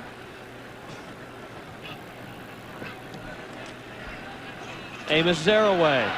And Amos Zaraway is over 100 yards to the 30-yard line. 11-yard pickup. 102 and counting. You know, they just run the zone play. All you do with the linemen is you just want them to create some lanes. You just want them to just give a little bit of a crease here, grab and push, and Zaraway will find the lane. If you do that, they'll run it like that. Nice blocking up front by the offensive line. Great vision by Zaraway. The 14th time that Amos Zaraway in his career has been over 100 yards. He's at 102. He'll get it again. And Zaraway to the 25, to the 21-yard line. Back to the studios, Mike Adelman. Mike? Well, Rich and Rod, Florida State did tie things up with Duke. It's 10-10 at this point after a Duke field goal. The kickoff, and watch number 7 for the Seminoles. His name, Lavernius Coles. His speed, 9.2, and nobody's going to catch him before he races 97 yards to the score. 17-10 now, Seminoles. Here in Morgantown, the ACC has taken it on the chin from the Big East. Zaraway at 111. Barton made the stop. Barrier. Stop made by number 44, Garrett Barton. Barton doesn't get a lot of credit, particularly in a game like this, but he is a player who plays off blocks and does a nice job of finding. Look at him, he just slips that block there, and now he's got to contend with Zaraway, who has great moves, but he does a nice job of making sure he wraps him up. Great speed for an inside linebacker. West Virginia has not seen a whole lot of third downs. They're 2 of 4 in the ball game. Zaraway stumbled, but I think he has enough for the first down.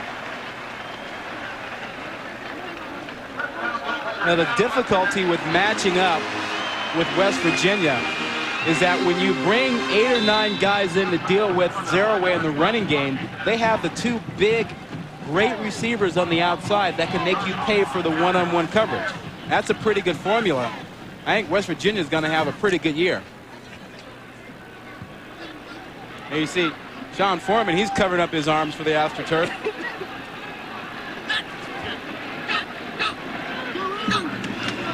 Green's in motion. 0 away. And he's down to the 10-yard line. It's a gain of about 10. Well, you think West Virginia's going to have a good year, huh? Well, you can measure what kind of year West Virginia is going to have usually by how they do against this Maryland team. They're up big right now, 28-3. 11.5 minutes left in the third. In the seasons that they have wins, 10 of them, 8 times they've been to bowl games. When they lose this football game, only 3 times have they gone to bowls. This is under Don Nehlen against Maryland. Pretty good indicator of what's likely to come. Green in motion. Play action. Bulger has his man. It's Pat Green. He is in for the touchdown. 10 yards. Bulger's 3rd touchdown pass of the ball game.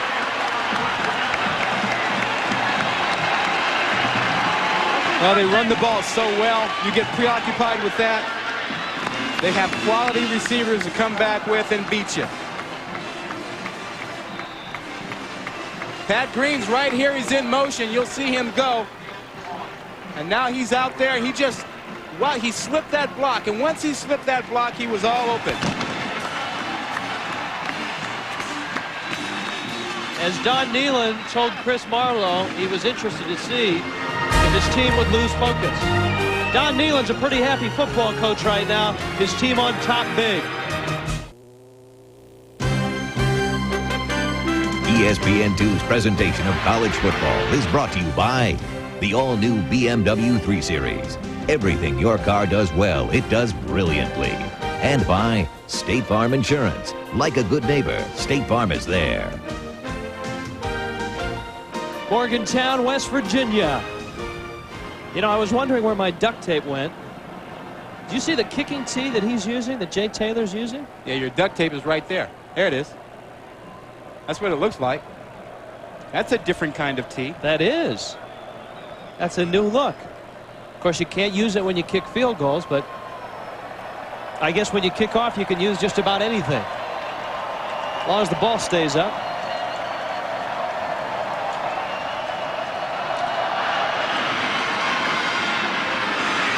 Jay Taylor's kick. Bruce James. And he's out to about the 18-yard line. Down to the sideline, Chris Marlowe. Chris? Sketchy details on the circular kicking tee. Jay Taylor told me a couple of moments ago. He just likes it because you can set the ball in it, and it's better to angle the kicks. It's not such a big deal on long kickoffs, but if you're trying to keep the ball away from a deep turn man, kick an onside kick, it can be very effective. So number 47 in blue is using it. Huh. Plus, you can keep your Gatorade cup cold on the sideline. Yeah, he angled that one, and you can end them back in the corner on that one.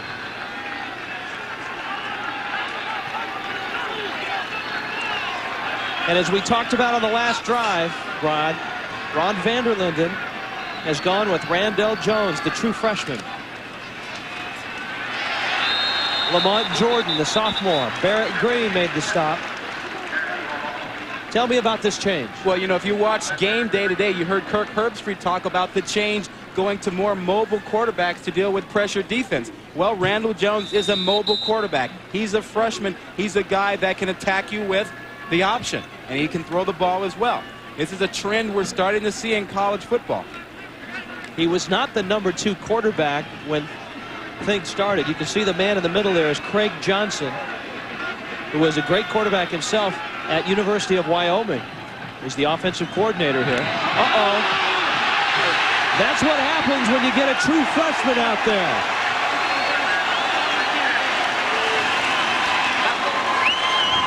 Chris Edmonds with the recovery. And that's a tough play for a true freshman to run when he first comes in the ball game. That is a reverse pivot pitch and an option. And you'd like to think maybe you pitch it first with your good hand where you're real comfortable. This is a left-handed pitch for a right-handed quarterback, and he hasn't been in yet. See, and he loses the ball, actually. That wasn't much of a pitch. You got to have some butterflies and nerves when you're out there, and Jones, I'm certain, had his. And as if West Virginia needed any more gifts. The Mountaineers in great position on the field and on the board. Almost a Statue of Liberty there. And Zaraway is to the 12. To the studios, Mike Adamley. Mike? Well, Rich and Rod, those early Duke scores, all it served to do was infuriate Florida State. Chris Winke to Travis Minor. He breaks loose for a 17-yard score. Florida State has scored 21 points in the last 7 minutes. They lead 24-10. And in Major League Baseball, the Cards on top of the Brewers 1-0. Mark McGwire hit by a pitch in the first inning. He still leads the NL with 64 home runs. Guys? Sammy Sosa took an offer today, from what I was told. You're a baseball man. You think this thing is going to go down to the last game? Now, are you talking about the wild card, or are you talking about the home run? Home run. What else, pal? Well, hold on. Amos is about to score here. Zaraway to the 5. He reaches. Didn't get it. He's to the 3. He is something special. Yeah, there wasn't a lot of room over there. Yet he managed to squeeze out almost enough to get him to the end zone. Good block at the point of attack. Now watch him feel it. He feels the blocking in front by Foreman just enough, and he squeezes down there almost enough to get him to the end zone. That's great vision, finding the soft spots to where he can get extra yardage. That was a little bit like Barry Sanders, don't you think? You know, he's a big Barry Sanders fan, but if you ask him who his favorite NFL team is, it's the Jets. New York Jets. Have to remember when he was growing up, Freeman McNeil was running around in the backfield for the Jets. You know, and this might be a little bit of Barry Sanders. He's got a little bit of Barry's eyes here, seeing it, and feeling it, and the little juke to the outside. And then the presence to really squeeze out the last couple of yards and finish the play. Speaking of Freeman McNeil, if Amos Zaraway had his choice of schools out of high school, he wanted to be a UCLA Bruin. Zaraway. Touchdown.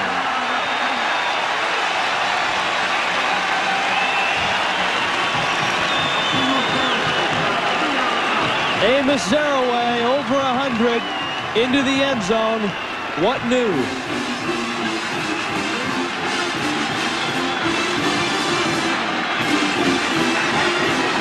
But he doesn't do it by himself. Anthony Beck, the tight end to that side, number 82. Great block, and even Sean Foreman, his receiver, who's out there, does a nice job of blocking. That's why it was so easy for Zaraway to stroll into the end zone. And West Virginia is running away with this one. 42-3. 9.5 minutes left in the third. Amos, you're indeed famous.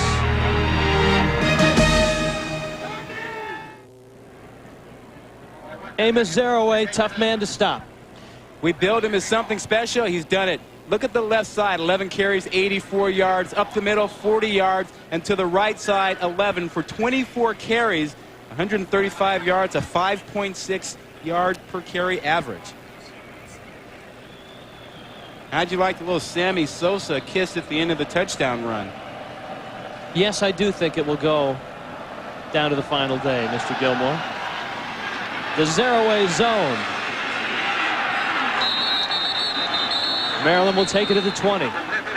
Now take a look at the tight end down here. Watch his block right here. Watch number 82, Anthony Beck. Watch how he drives 40, Aaron Thompson, way off the ball. When you get blocking like that, it's easy to score touchdowns. He takes them about 10 yards deep. It helps when you have a pretty good running back like famous Amos Zaraway. But that kind of blocking makes it so easy that nobody shows up in the frame to get in your way. 42-3, West Virginia. And back in at quarterback, the true freshman, Randall Jones.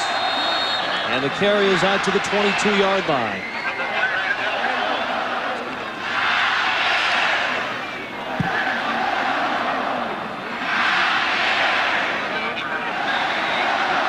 Greg Robinette on the stop. I'll tell you one thing. The Mountaineer fans come out and have a good time no matter what the score is. Well, they had too good a time in the first half, Rod. They drew a 15-yard penalty for throwing something on the field. Matt Kalapinski, the carry. Maryland close to a first down. Coming up next, after this one, NFL Tonight, hosted by Mark Malone. Joined by Mike Golan and Sean Salisbury. Stories and news. Who dresses Sean Salisbury? Hey, Sean's the man, guy. He is. Yeah, Sean's got the wardrobe going on. Just sneak in there and borrow some of his shoes one of these days. Sean Salisbury went from our sideline guy to the studio. Yeah, but he was our leader when he was here. Big time. Yeah. We basically followed him around campus wherever we went. 1 of 8 is Maryland. Kalapinski make it 2 of 9 on third down.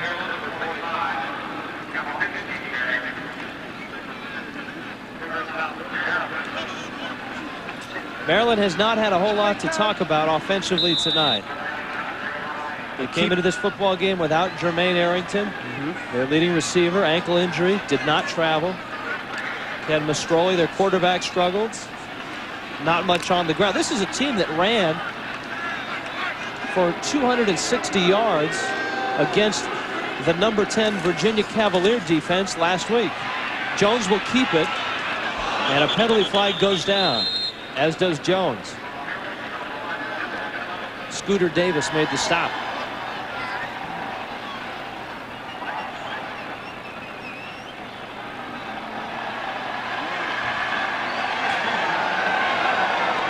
And West Virginia for being offsides. If they take the penalty, it'll give them a 1st and 5. Offside on the defense. Penalty is declined. Second down. They declined the penalty because they picked up, it looks like, 7 or 8 yards on the carry, which would give them a 2nd and about 3, 2nd and 2. Nice story for Maryland. They're getting some pretty good play out of their center, Melvin Fowler. He's not a very experienced center, but he's doing a pretty good job tonight, all things considered. Flags down as Jones came to the line of scrimmage. Dead ball. False start on the offense. 5 yards. See, now second down. They'd like to rethink that, Ron. They'd like to accept the penalty because then they get the down back. Now, they basically just lost the down there. Yeah, exactly. The exchange rate not good in West Virginia tonight. Not a good one. 7 minutes left, third quarter. If you've just joined us, West Virginia started out a bit slow, but man, did they get rolling offensively, defensively, and special teams. They have dominated this football game. Another flag is down. Jones burrows his way out to the 43-yard line. Down to the sidelines, Chris Marlowe. Chris? All right, Rich, both you and Rodney have mentioned wide receiver Jermaine Arrington. Actually, he could have played tonight, according to Coach Vanderlinden. The problem, he didn't practice Tuesday or Wednesday. Coach's rule, no practice, no play. So Arrington gets the weekend off. Ron Vanderlinden in his second year. Yeah, I found that over the years, some coaches bend those rules depending on who you are. Offside on the defense. 5 yards. Previous spot. Well, some coaches do that out of necessity. Last week we talked to Hayden Fry at Iowa, and he told us that last year 2 of his big guns, Tavian Banks and Tim Dwight, did not practice for the last 4 weeks of the season because they couldn't physically. I mean, they went to practice, they watched the plays. They couldn't practice, Rod, but they suited up on Saturdays.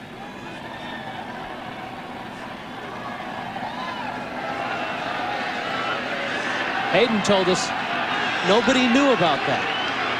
And that may have been one of the reasons Iowa faded at the finish last year. Yeah, everyone was curious about why they tanked. Jones picks up the first down. He's out to the 45-yard line. We're out to the studios with Mike Adams. Okay, in Knoxville, Rod and Rich.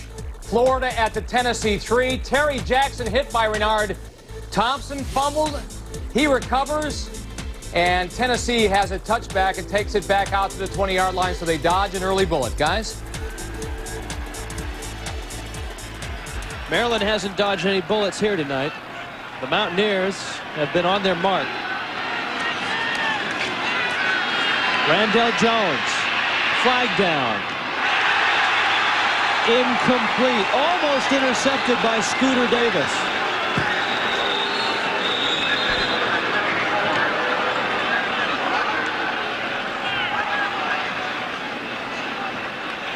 And we'll see about the flag. It's going to be on West Virginia. I think they got them for being offsides.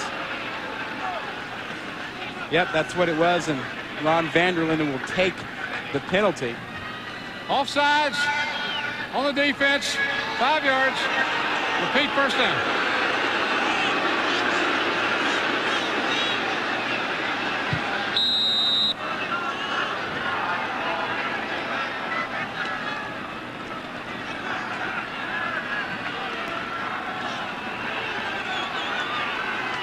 Trey Evans was to be the backup quarterback for this Maryland team, but he injured his knee in fall camp. Randall Jones was 3 on the depth chart. He's 2 now. And on the pitch, Jerry Porter, along with Vince Pellis, making the stop. How fast is Randall Jones' heart beating in this ball game? Because things are happening fast out there for him. The West Virginia defense flies around pretty quickly.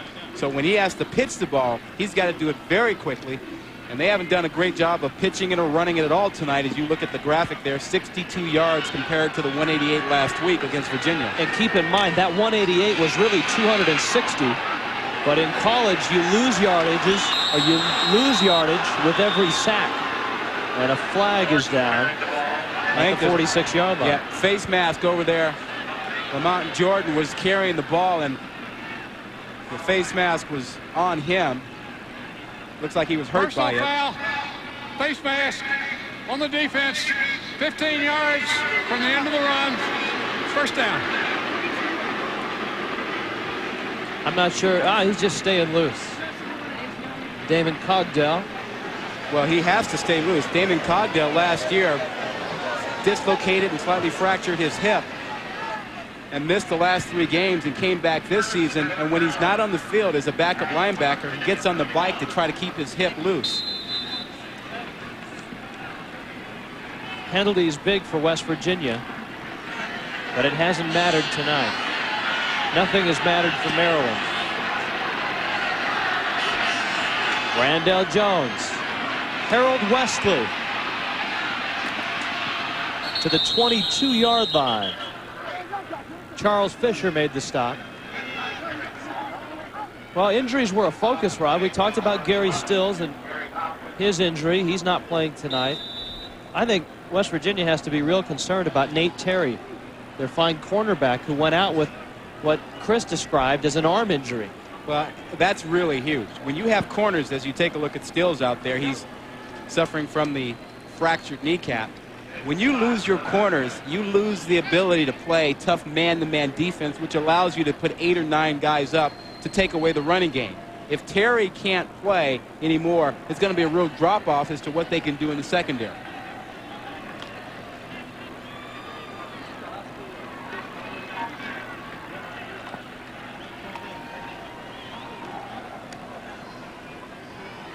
West Virginia, the finish last year was a real painful one for this West Virginia team. They were drilled by Syracuse. They were 6-1 at one point last year. They lost a big one to Syracuse, beat Temple. Then they lost by 7 at Notre Dame, lost to Pitt in 3 overtimes, and then lost to Georgia Tech in the CarQuest Bowl. And Don Nehlen was anxious to get a win under his belt. I mean, he's got a lot of them, but he hadn't had one in a while. Flags down, and it's mass confusion at the West Virginia 20. When you consider that they finished so poorly last season and then opened up with a loss to Ohio State. False start. On the offense. 5 yards. Second down. Obviously, Maryland's offense is really out of sync. They've had a number of penalties on this drive with Jones in at quarterback, and that's just going to happen when you have a freshman running your offense. But just to follow the point, losing to Ohio State, that meant that West Virginia really hadn't won a football game in a long time. So emotionally, they needed to get a win tonight so that they could start feeling pretty good about themselves and look towards the future.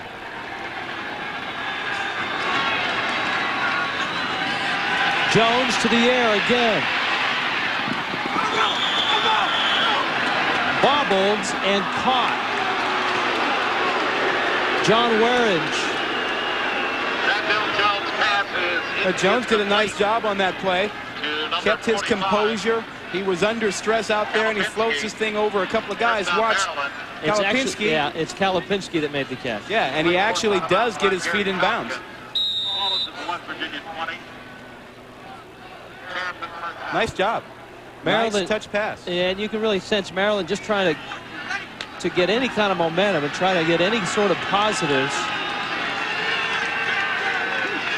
Keep the drive alive with the first down. Now Jones on the option to the 14-yard line. The West Virginia coaches told us, Rod, on option, they were going to take the tailback and let the quarterback run. Might they rethink that now that Jones is in the ball game? Yeah, I think they were thinking Mastroli would be the guy running the option, and they didn't particularly care if he ran the ball. They didn't want the tailbacks to have it. But Jones, on the other hand, is a very accomplished running quarterback. You might have to mix it up on him because he can break a long one on you.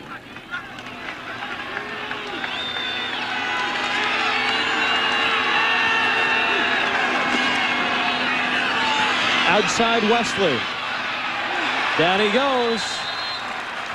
Kevin Landolt with the stop. Back to the studios. Mike Adamo. All right, Rich and Rod, the Big East showdown down in the Orange Bowl. Virginia Tech at Miami. Scott Covington for the Canes, airing it out. The streak pattern run by Santana Moss. No relation to Randy. 47 yards, and the Canes up early. 7-0. First touchdown of the year given up by the Hokies. Guys? Or Carlos, for that matter. 42-3. Watch the end of this play. This is Melvin Fowler, the center, young guy, and watch what he does to Ford Tip. Yeah. Tries to cut it. Kalapinski is in for a Maryland touchdown. Matt Kalapinski, the sophomore. And for the first time, Maryland is in the end zone.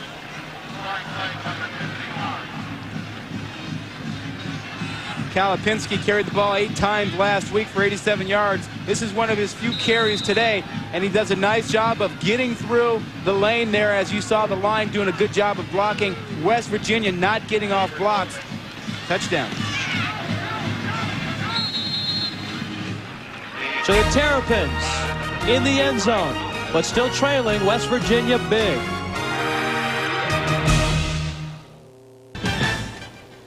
Rich Waltz, Rod Gilmore, along with Chris Marlowe. 42-10, West Virginia on top of Maryland.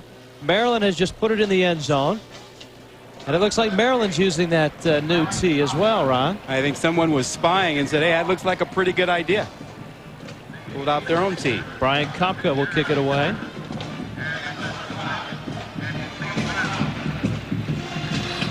Jerry Porter, Antonio Brown deep for the Mountaineers. And it's Brown. Down to the sidelines, Chris Marlowe. All right, Gary Stills, the teacher. Mark Thurston, the youngster. Stills injured. Thurston taking his place.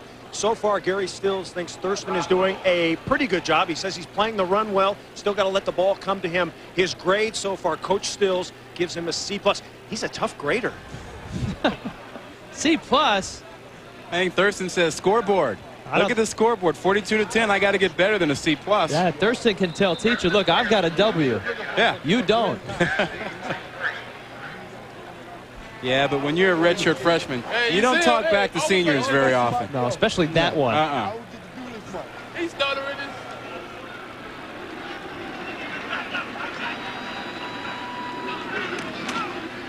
Alvin Swoop is in the game in place of Zaraway, and Antonio Brown makes the catch from Mark Bolger. Our BMW storyline. That man has had a nice night, Mark Bolger. West Virginia on top. Amos Zaraway at 135 yards, 2 touchdowns. 3 touchdown passes for Bolger. Maryland 7 times 3 and out. And on one drive, 2 plays and a fumble. Amos Zaraway with his 135 yards. As good as advertised, the Heisman Trophy candidate has been in the end zone a couple of times. And he's got a nice, sweet kiss to end it all. Alvin Swoop, who was a junior, made the stop Peter Timmons on the tackle. Well, he wasn't. What's wrong here, Ron? What's wrong with this picture? You know, he didn't quite get what he did before. 96, 145 yards, 145 and 97, but only 135 tonight. He's got to say, Coach, I got 10 more I got to get. Well, Put me back in. He has more touchdowns and fewer carries tonight than he did in the 2 previous efforts. He knows about touchdowns. Bulger for Brown, and it's incomplete. I don't think Bulger has thrown a bad pass tonight. That to me, that's not a bad pass. No, only his guy could get that pass, so that was not a really poor pass. You know, going back to Zeraway, one thing to remember, when he came out of high school, I mean, this is a guy who in high school rushed for more than 5,000 yards and scored 59 touchdowns. And in college, what? He's got about 26 touchdowns in about 24 games, so the man knows how to get into the end zone.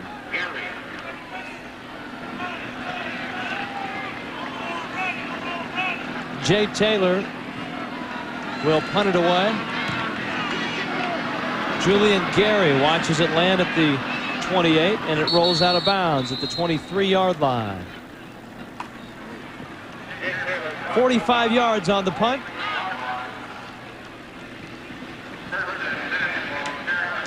Which is just fine with Don Neyland. You talked to Ron Vanderlinden about rebuilding this program at Maryland. Program he's familiar with rebuilding things. He was at Northwestern with Gary Barnett. Well, you know, you can take the lineage of these two coaches, and there's an intersection in which they met in the college football world, and it's in Ann Arbor. Maryland's best quarter this year, the 3rd.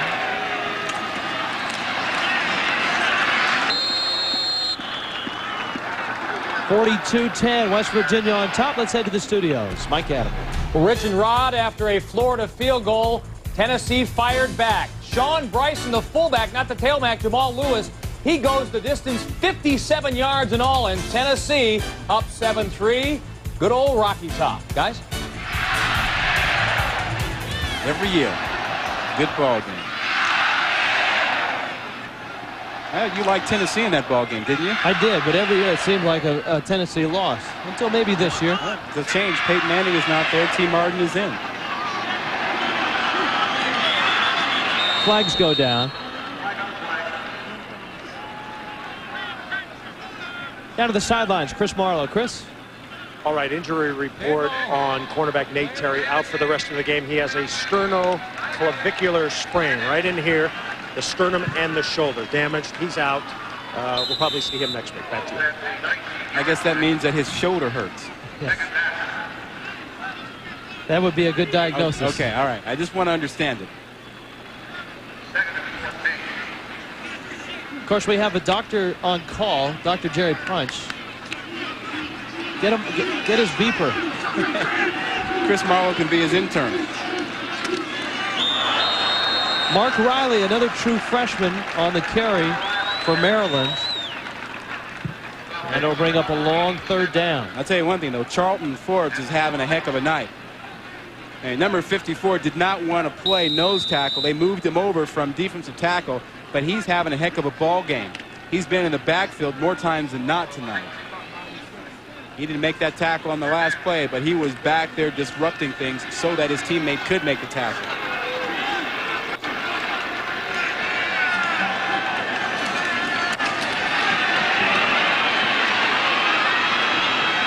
Jones, not enough for the 1st down.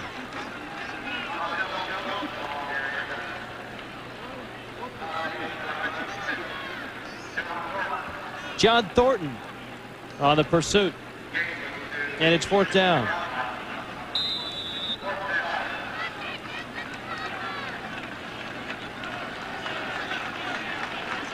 He may be done for the night. I was just going to say, there's not much more for him to do tonight. Kid from Pittsburgh, same high school as Dan Marino. You know what? He's played like him tonight. West Virginia up big in Touchdown City.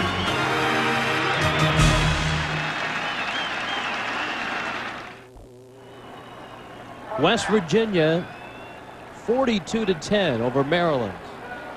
As we start the 4th, Rich Waltz, Rod Gilmore, along with Chris Marlowe. A familiar sight of Maryland punts. Antonio Brown at the 16-yard line. And Brown slips a couple tackles. Flags are down. Flag back at the 14-yard line.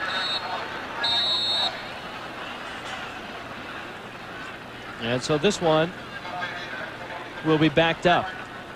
Yeah, I think they found David Carter, the man who blocked the punt. They got him. On the return, we had a block in the back on the receiving team. Half the distance to the goal. 1st and 10 from the 7. All right, Rod Gilmore, many people have asked, who is that man, Ron van der Linden? 42 years of age, his 2nd year as the head coach of Maryland. You look down his resume, graduate assistant at Bowling Green. He was at Michigan. At Colorado, he was on the staff. Bill McCartney rebuilt that program into a national champion. And who was on that staff with him was Gary Barnett, I believe. And then Barnett got the head coaching job at Northwestern, took van der Linden with him. He was the defensive coordinator for the 2-time Big Ten champion Wildcats.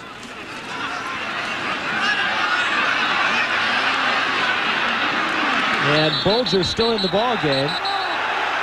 Crowd wanted a flag, but Maryland actually was pretty gentle as they rode him out of bounds. They could have been a lot rougher.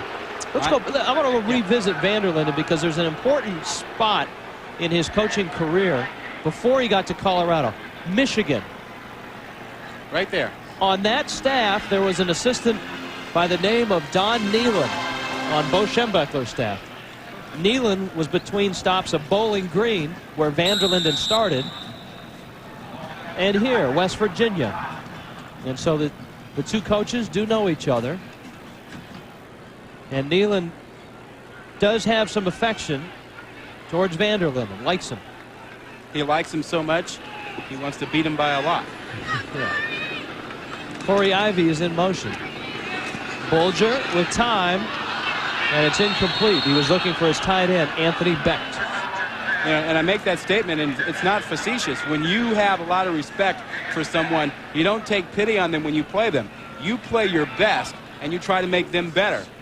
And Don Nealon and his staff and his players have gone after this ball game with everything that they have to get their program right, and they expect Maryland to come up to that. And that's what Coach van der Linden expects as well.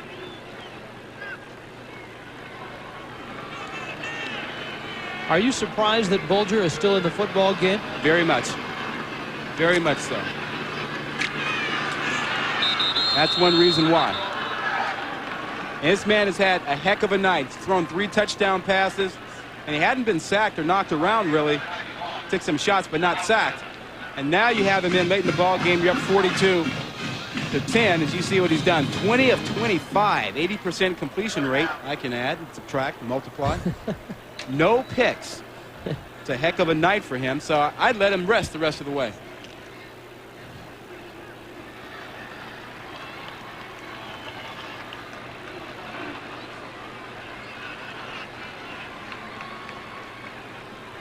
Antonio Brown in motion. This is Alvin Swoop as Amos Zaraway has the rest of the night off.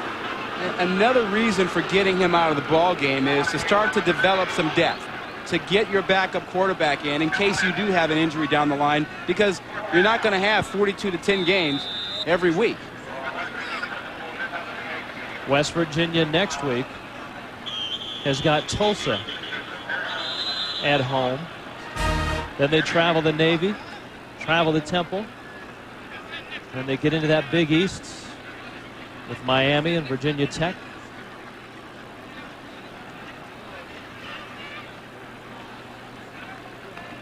We have another golf ball thrown on the field. That's a dead ball. Unsportsmanlike conduct on West Virginia. We're penalized half the distance to the goal. You know, and I got to tell you something. It's bad. We know it's bad. But these fans, if they pull this later in the season, they could cost their team significantly in the race in the Big East. Oh, absolutely. And you have to applaud the officials because that's 2 flags now. One for the whiskey bottle and another for the golf ball, which by our tote board is the 5th to land on the playing field. And a big hit. The special teams have been just that tonight for West Virginia. David Lightcap with a little nightcap.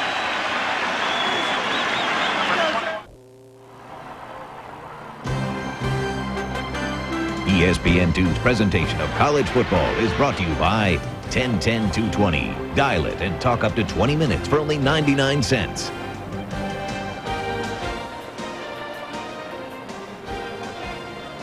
Mountaineer Field, Morgantown, West Virginia. The Maryland Terrapins made the trip by bus. And it's going to be a long ride back. 42-10. Randall Jones. Let's head to the studio. Check in with Mike Adams. Well, down in Tallahassee, Rich, Florida State continues to pour it on Duke. This time, Travis Minor gets the ball, preferring to win on the ground tonight. A 8-yard touchdown run that puts the Seminoles up 38-10.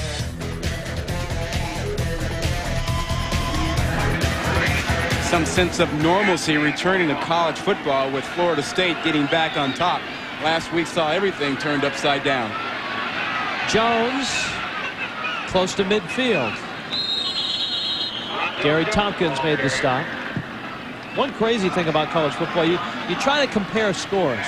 What Maryland did last week, they played number 10 Virginia even. That really put a scare into West Virginia when they saw that on tape.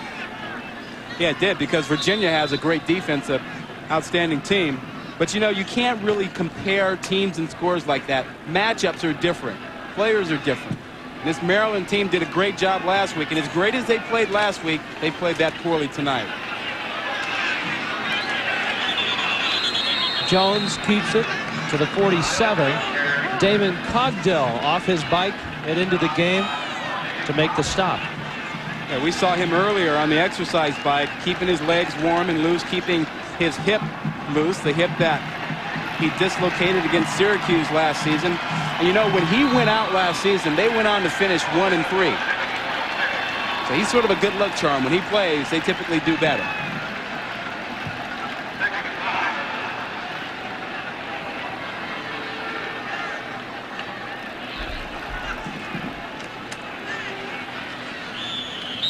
Kenny Rogers to the 43-yard line. Greg Robinette made the stop.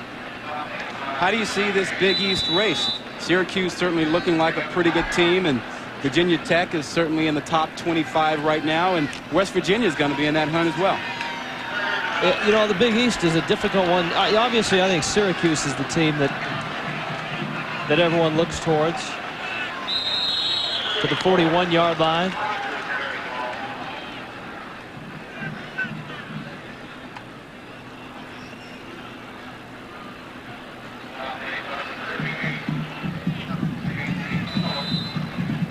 Syracuse has the great equalizer in Donovan McNabb. He's a handful for anyone who plays him.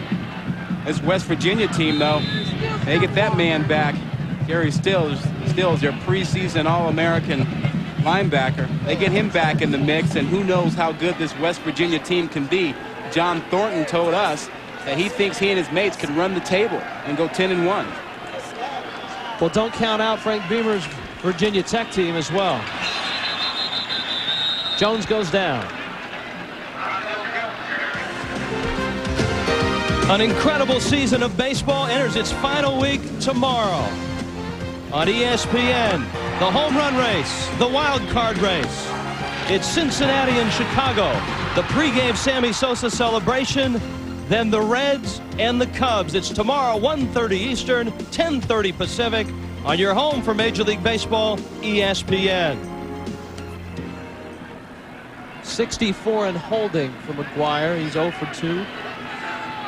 Sosa's 0 for 4, and Sosa is done for the day. In case you're scoring with us at home, Omar Cheeseborough makes the catch. That's a nice throw by Jones. First time we've had a chance to see him simply drop back and let it fly. He's 3 of 3 for 21 yards, and that was the best looking pass he's thrown.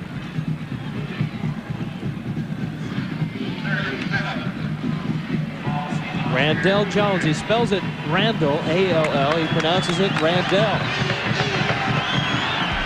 And he's faced with a third down.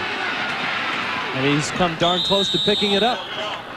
To the studios, Mike Adamley. Michael? Okay, not to make Rod feel homesick, but out on the farm, Stanford leading North Carolina 27-13 when Tyrell Godwin, watch him go here. Great setup up on the kickoff return. 100 yards in all. And North Carolina back in at 27-20, 3:17 remaining in the third quarter, guys. What's wrong with your Stanford Cardinal? Can't they recruit a fast kicker? We need somebody who can run like Mike Adamley. That's all we need. 4th down and short. Maryland's going to go for it.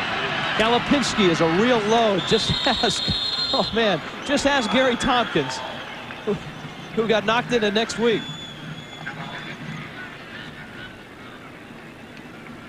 And Tompkins has got to stay healthy. They've already lost one guy in the secondary. You know, and that's a common trend in college football now. Injuries now. When you have injuries to frontline players, it makes a big difference in your team. Take North Carolina playing Stanford, for example. Oscar Davenport being out. All of a sudden, North Carolina is a much more vulnerable team. They lost the wide receiver as well, yeah. Mr. Peace.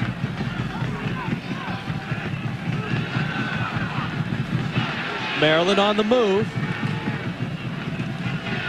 And Jones inside the 25. It's a gain of about 4. Damon Cogdell made the stop. Yeah, Rich, you talked earlier about how they attacked the option. Cogdell does a nice job here. Watch him play off this. His job is get to the quarterback. He plays off 2 blocks and then comes up to make the play inside out. That's a nice job.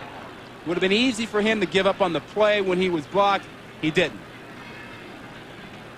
Seems like he's still kind of running with a little bit of a limp or kind of a pause. 2nd down and 6.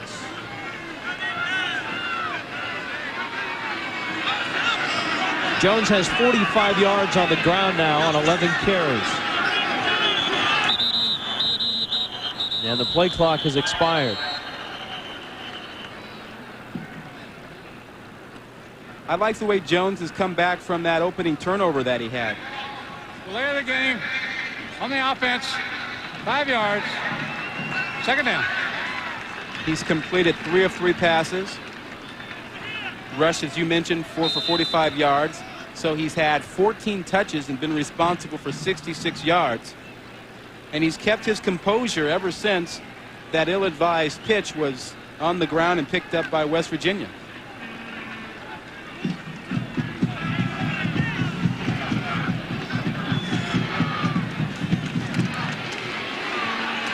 Harold Wesley just inside the 30. It's a big night here in West Virginia, and I'm not talking about those Mountaineers, right, Chris Marlowe?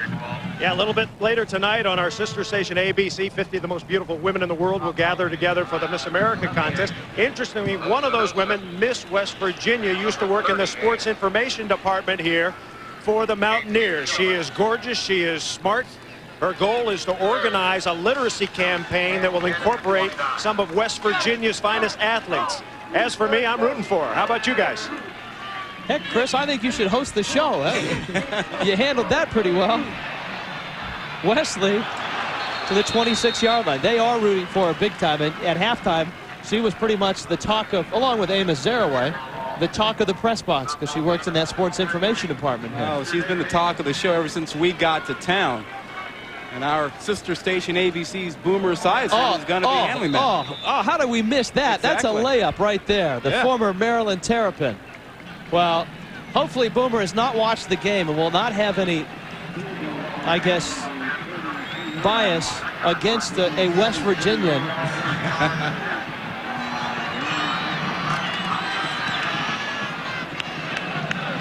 And the field goal is good. Brian Kopka on the board. 2 43-yard field goals for Mr. Kopka. Maryland still down big.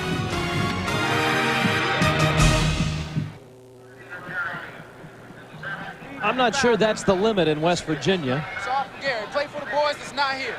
Yep. Gary Stills is the guy he's talking about. Stills has done a lot of things tonight. He's been an assistant coach. He's been just a goodwill ambassador for college football. He signed autographs. He's added a little commentary for us. Yeah, I think he wants to get up here so he can put on the headset and take over up here too. He talked about that yesterday. And he can do the job. He is not a shy individual. Has great presence on the football field as well.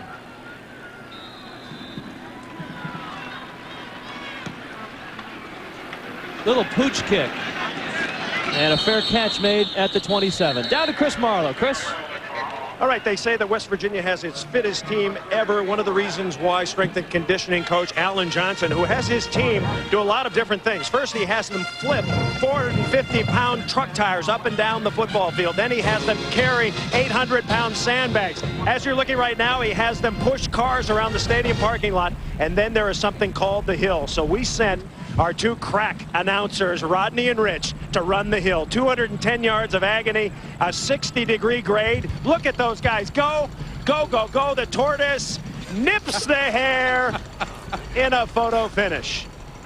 Now, wait a minute. Very, very difficult.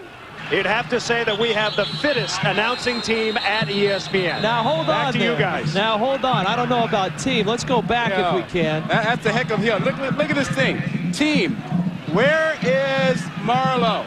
There's an M in team, but there is no Marlowe with us going up the hill.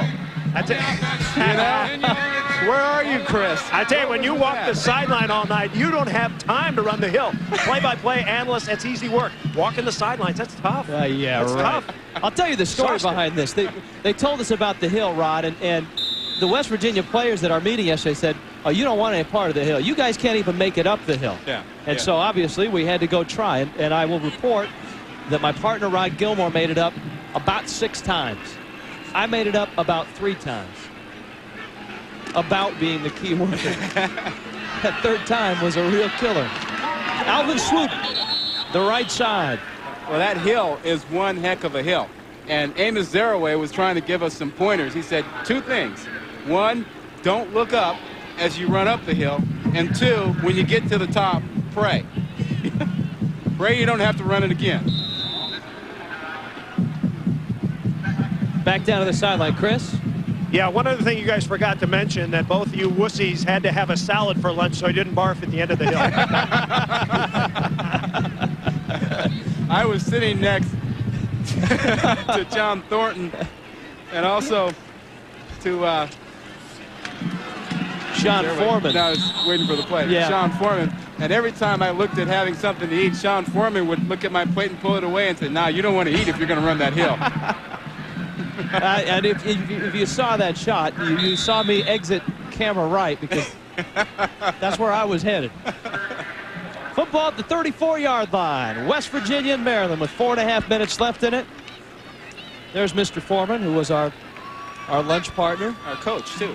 He was. Our coach for the hill. The only guy that thought we'd make it up was John Thornton. Brad Lewis in the ball game, and Brad Lewis overthrows his target. It's incomplete. There's a look at Lewis, the redshirt freshman out of Shadyside, Ohio, as he does take over for Bulger on this drive. And now Maryland will get the football back. 4 minutes left, 4th down and 4.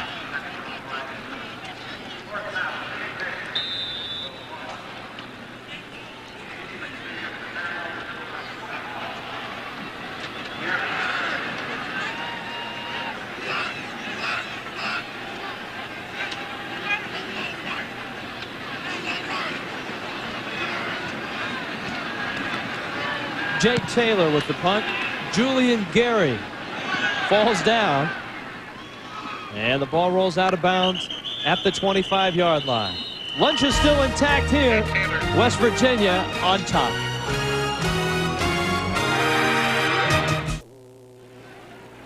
West Virginia 42, Maryland 13. 4 minutes left.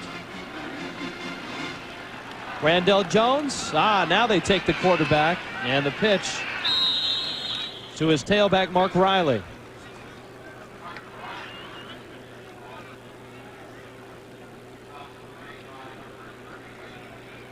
Maryland will try to regroup. The Terrapins have got Temple at home and then Florida State in 2 weeks.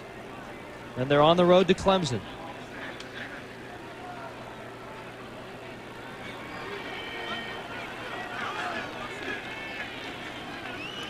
Little play action. Jones's throw. Incomplete. Moses Cruz couldn't hold it. Jones had a little bit of time to settle himself. He wanted to lead Cruz a little bit. Instead, he threw it a little bit behind him. Man, I do like his composure. I think he's going to be a fine quarterback. He needs more time on the field. He's getting a lot of it tonight. Needs more of it when the game is in doubt. But I like the way he settled down after having the fumble right off the bat. It'll be an interesting decision next week because this is a very different team offensively with Jones than with Mastroli. And I mean in the play calling selection. Nice throw to midfield, and Omar Cheeseborough makes the catch. More college football, and I'm not talking Saturday, I'm talking Thursday. It all begins with Game Night presented by Coors Light.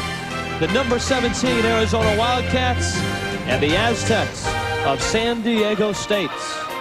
Thursday, 7:30. And all of a sudden, the team in Arizona that gets all the attention is the Arizona Wildcats, not the Arizona State Sun Devils. And the Sun Devils have stumbled out of the blocks indeed. Number 2, Mark Riley. Our national car rental players of the game, Eric Barton of Maryland, 7 tackles, forced a fumble, and Amos Zaraway, 135 yards on 24 carries and a couple of touchdowns. Amos Zaraway is as good as advertised. I don't know about you, but I was looking forward to seeing him in person. I've seen him over the last couple of years on tape and on television, but he is more fun to watch in person than on television. Well, you had Mr. Thornton and Foreman telling you weren't going to make it up the hill. I had Mr. Zaraway next to me telling me I wouldn't make it up the hill. Very interesting guy. I mean, here's a guy in Amos Zaraway who, and I mentioned it earlier in the broadcast, out of high school, he wanted to go to UCLA. And a lot of colleges recruited him, but his test scores were late in coming in. And so a lot of colleges dropped off, but West Virginia stayed on him. And Don Nealon felt that he had something special in that little guy. He's about 5'8", 200 pounds. And he was right. Look what he's done. And remember, he's only a junior. Yeah, by the time he's done, he probably will hold every Big East rushing record there is. He got the Sammy Sosa thing down, too. Oh, yeah, he knows that. I think he's probably a Sammy Sosa fan in the Sosa-McGuire race. He's certainly got that move down. I bet, you know, that other thing that Mark McGuire does with Ron Gant, the old punch to the stomach, that's the kind of thing that linemen do. Yeah, that's a good point. 42-13. We're back after this.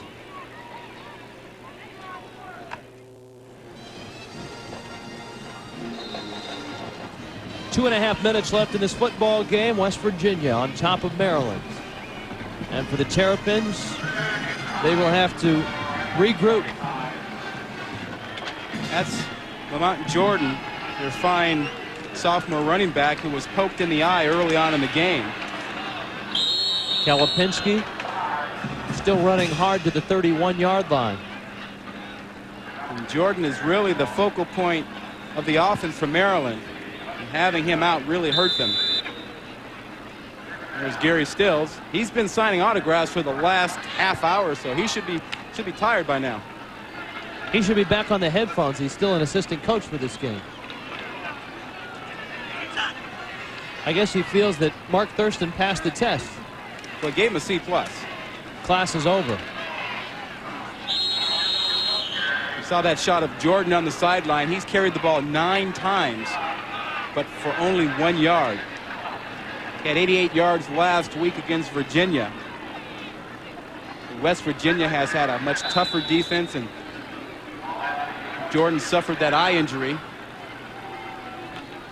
And hopefully he'll be healthy enough to return next week.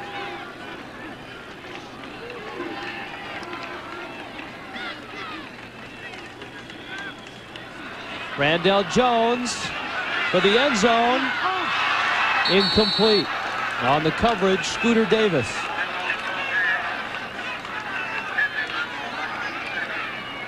Well, Jones does a nice job of putting the ball out there, giving Cruz a chance to make a play. He spots the one-on-one coverage at the bottom of your screen. You see that? And right now he looks right, comes back to the left, and he sees this now. He knows his guy has got the one-on-one coverage, and he lays it out for him. But a nice play at the end there. Scooter Davis coming in to make the play, protecting the inside. Nice job. 3rd down 8. There's the pitch. Mark Riley had to stop to get it, and it costs him as he's bounced out of bounds. K.C. Schiller made the stop. Coming up next, after this one, West Virginia and Maryland. NFL Tonight, Mark Malone, Sean Salisbury. A minute left in this one. A timeout, Maryland. You know, one thing about this West Virginia defense we didn't touch on is that it's been heavily influenced by the Pittsburgh Steelers, and they're so close to the Steelers. We'll take this timeout. 1:03 left in this football game. The man in the middle there, Mark Bulger, had a great night. 3 touchdown passes, 20 of 25, almost 300 yards. And West Virginia is on top big, 42-13. Let's go down to the sideline. Chris Marlowe. Chris? All right, with me, Mountaineer Brandon Flower. How did you get this job? Well, first there's an application that we have to fill out with essays and recommendations. We have to go through an interview and then a tryout, cheer-off. How many applicants were there? 12 or 13. Did you have to know how to fire a gun? It kind of helps, but no, it's not a requirement. Are you popular with the women here? Well, at least with my girlfriend, I hope I am. All right. As Brandon Flower, the Mountaineer, I'm going to join up. We're number 1. Go Mountaineers. Oh, a great catch down at the 4-yard line. Omar Cheeseborough with the catch. Nice hat, Marlowe. No, I'm not going there. I'll tell you one thing. With that hat, you know, he didn't run with us yesterday, and he's wearing that hat. He cannot come with us. But this guy came with it here. Cheeseborough, nice adjustment. Watch the hands. Catches the ball at the highest point. That's a great job. Jones put the ball out there where he knew his guy would have a shot at it, and that's a tremendous catch by Cheeseborough. Cheeseborough, 4 catches, 67 yards.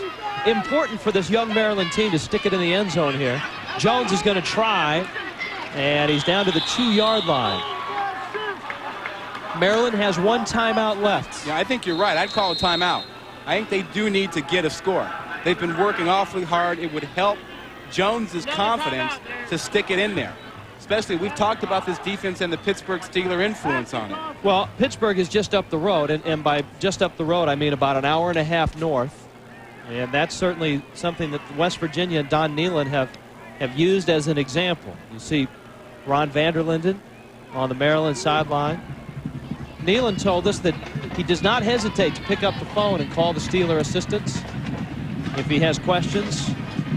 And his assistants, his offensive coordinator, and his defensive coordinator, Steve Dunlap, has been a long-time assistant and a long-time admirer of the Steelers. And an advocate of the pressure defense. A lot of the blitzing, a lot of the zone blitzing that we see. You saw a lot of blitzing in the first half tonight. Not so much in the second half because the game was in hand. But that's the influence of the Pittsburgh Steelers, and they run a lot of what the Steelers have taken on in the NFL.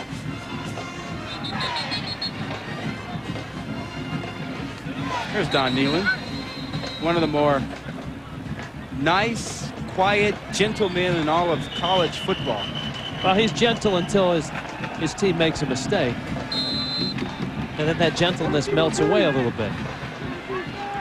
5th winningest active coach with 183, about to become 184 wins.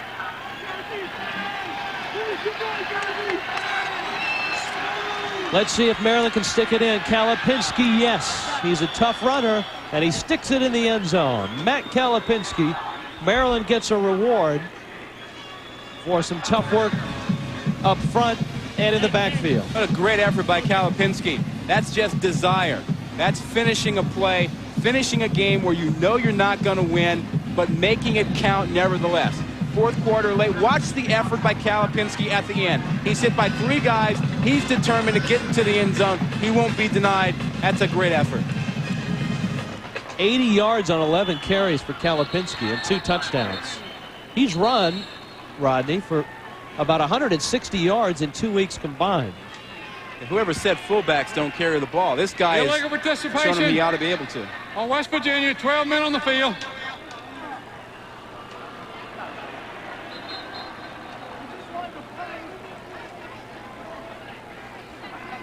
Too many men on the field. I think Maryland's just going to decline it and kick it away.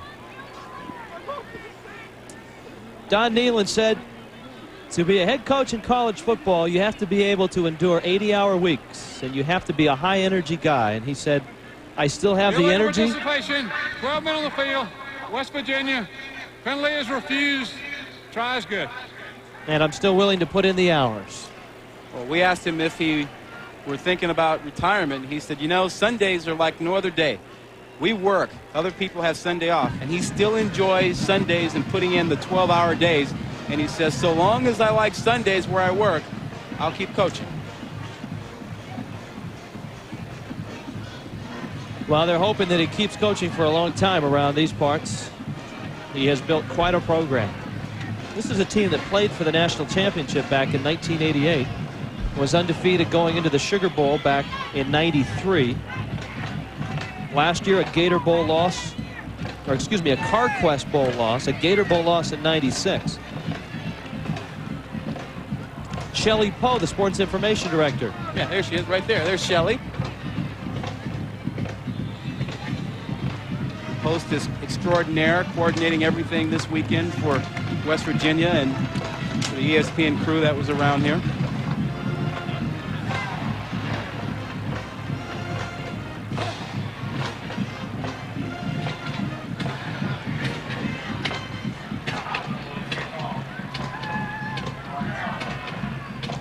West Virginia is going to make a run at running the table.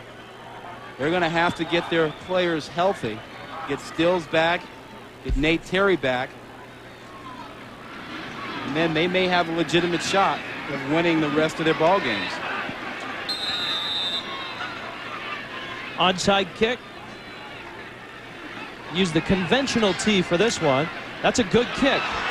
And a nice play on special teams by West Virginia. Jerry Porter up to get it. And now West Virginia can take a snap and run the clock out. What's up, Rob? What's up, baby? The Mountaineers will get ready for Tulsa. The Terrapins will return home to take on Temple.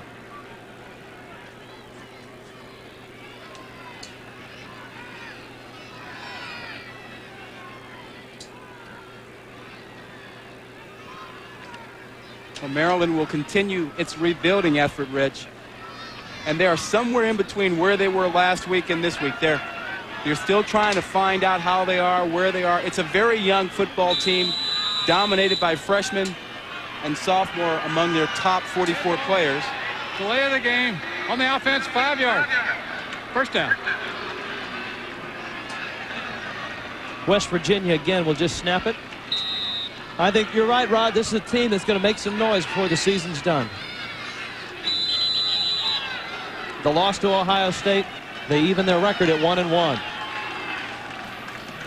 And Don Nehlen, for him, career number 184. A long career. That man, Ron Vanderlinden, trying to do what Nehlen did here, build a program. You don't build programs in a year or 2 years. Takes a while. They'll get it done. The final score, West Virginia 42, Maryland 20. For Rod Gilmore, I'm Rich Waltz along with Chris Marlowe. Coming up after these messages, NFL Tonight. Don Nehlen headed to the locker room with another victory. NFL Tonight coming up next.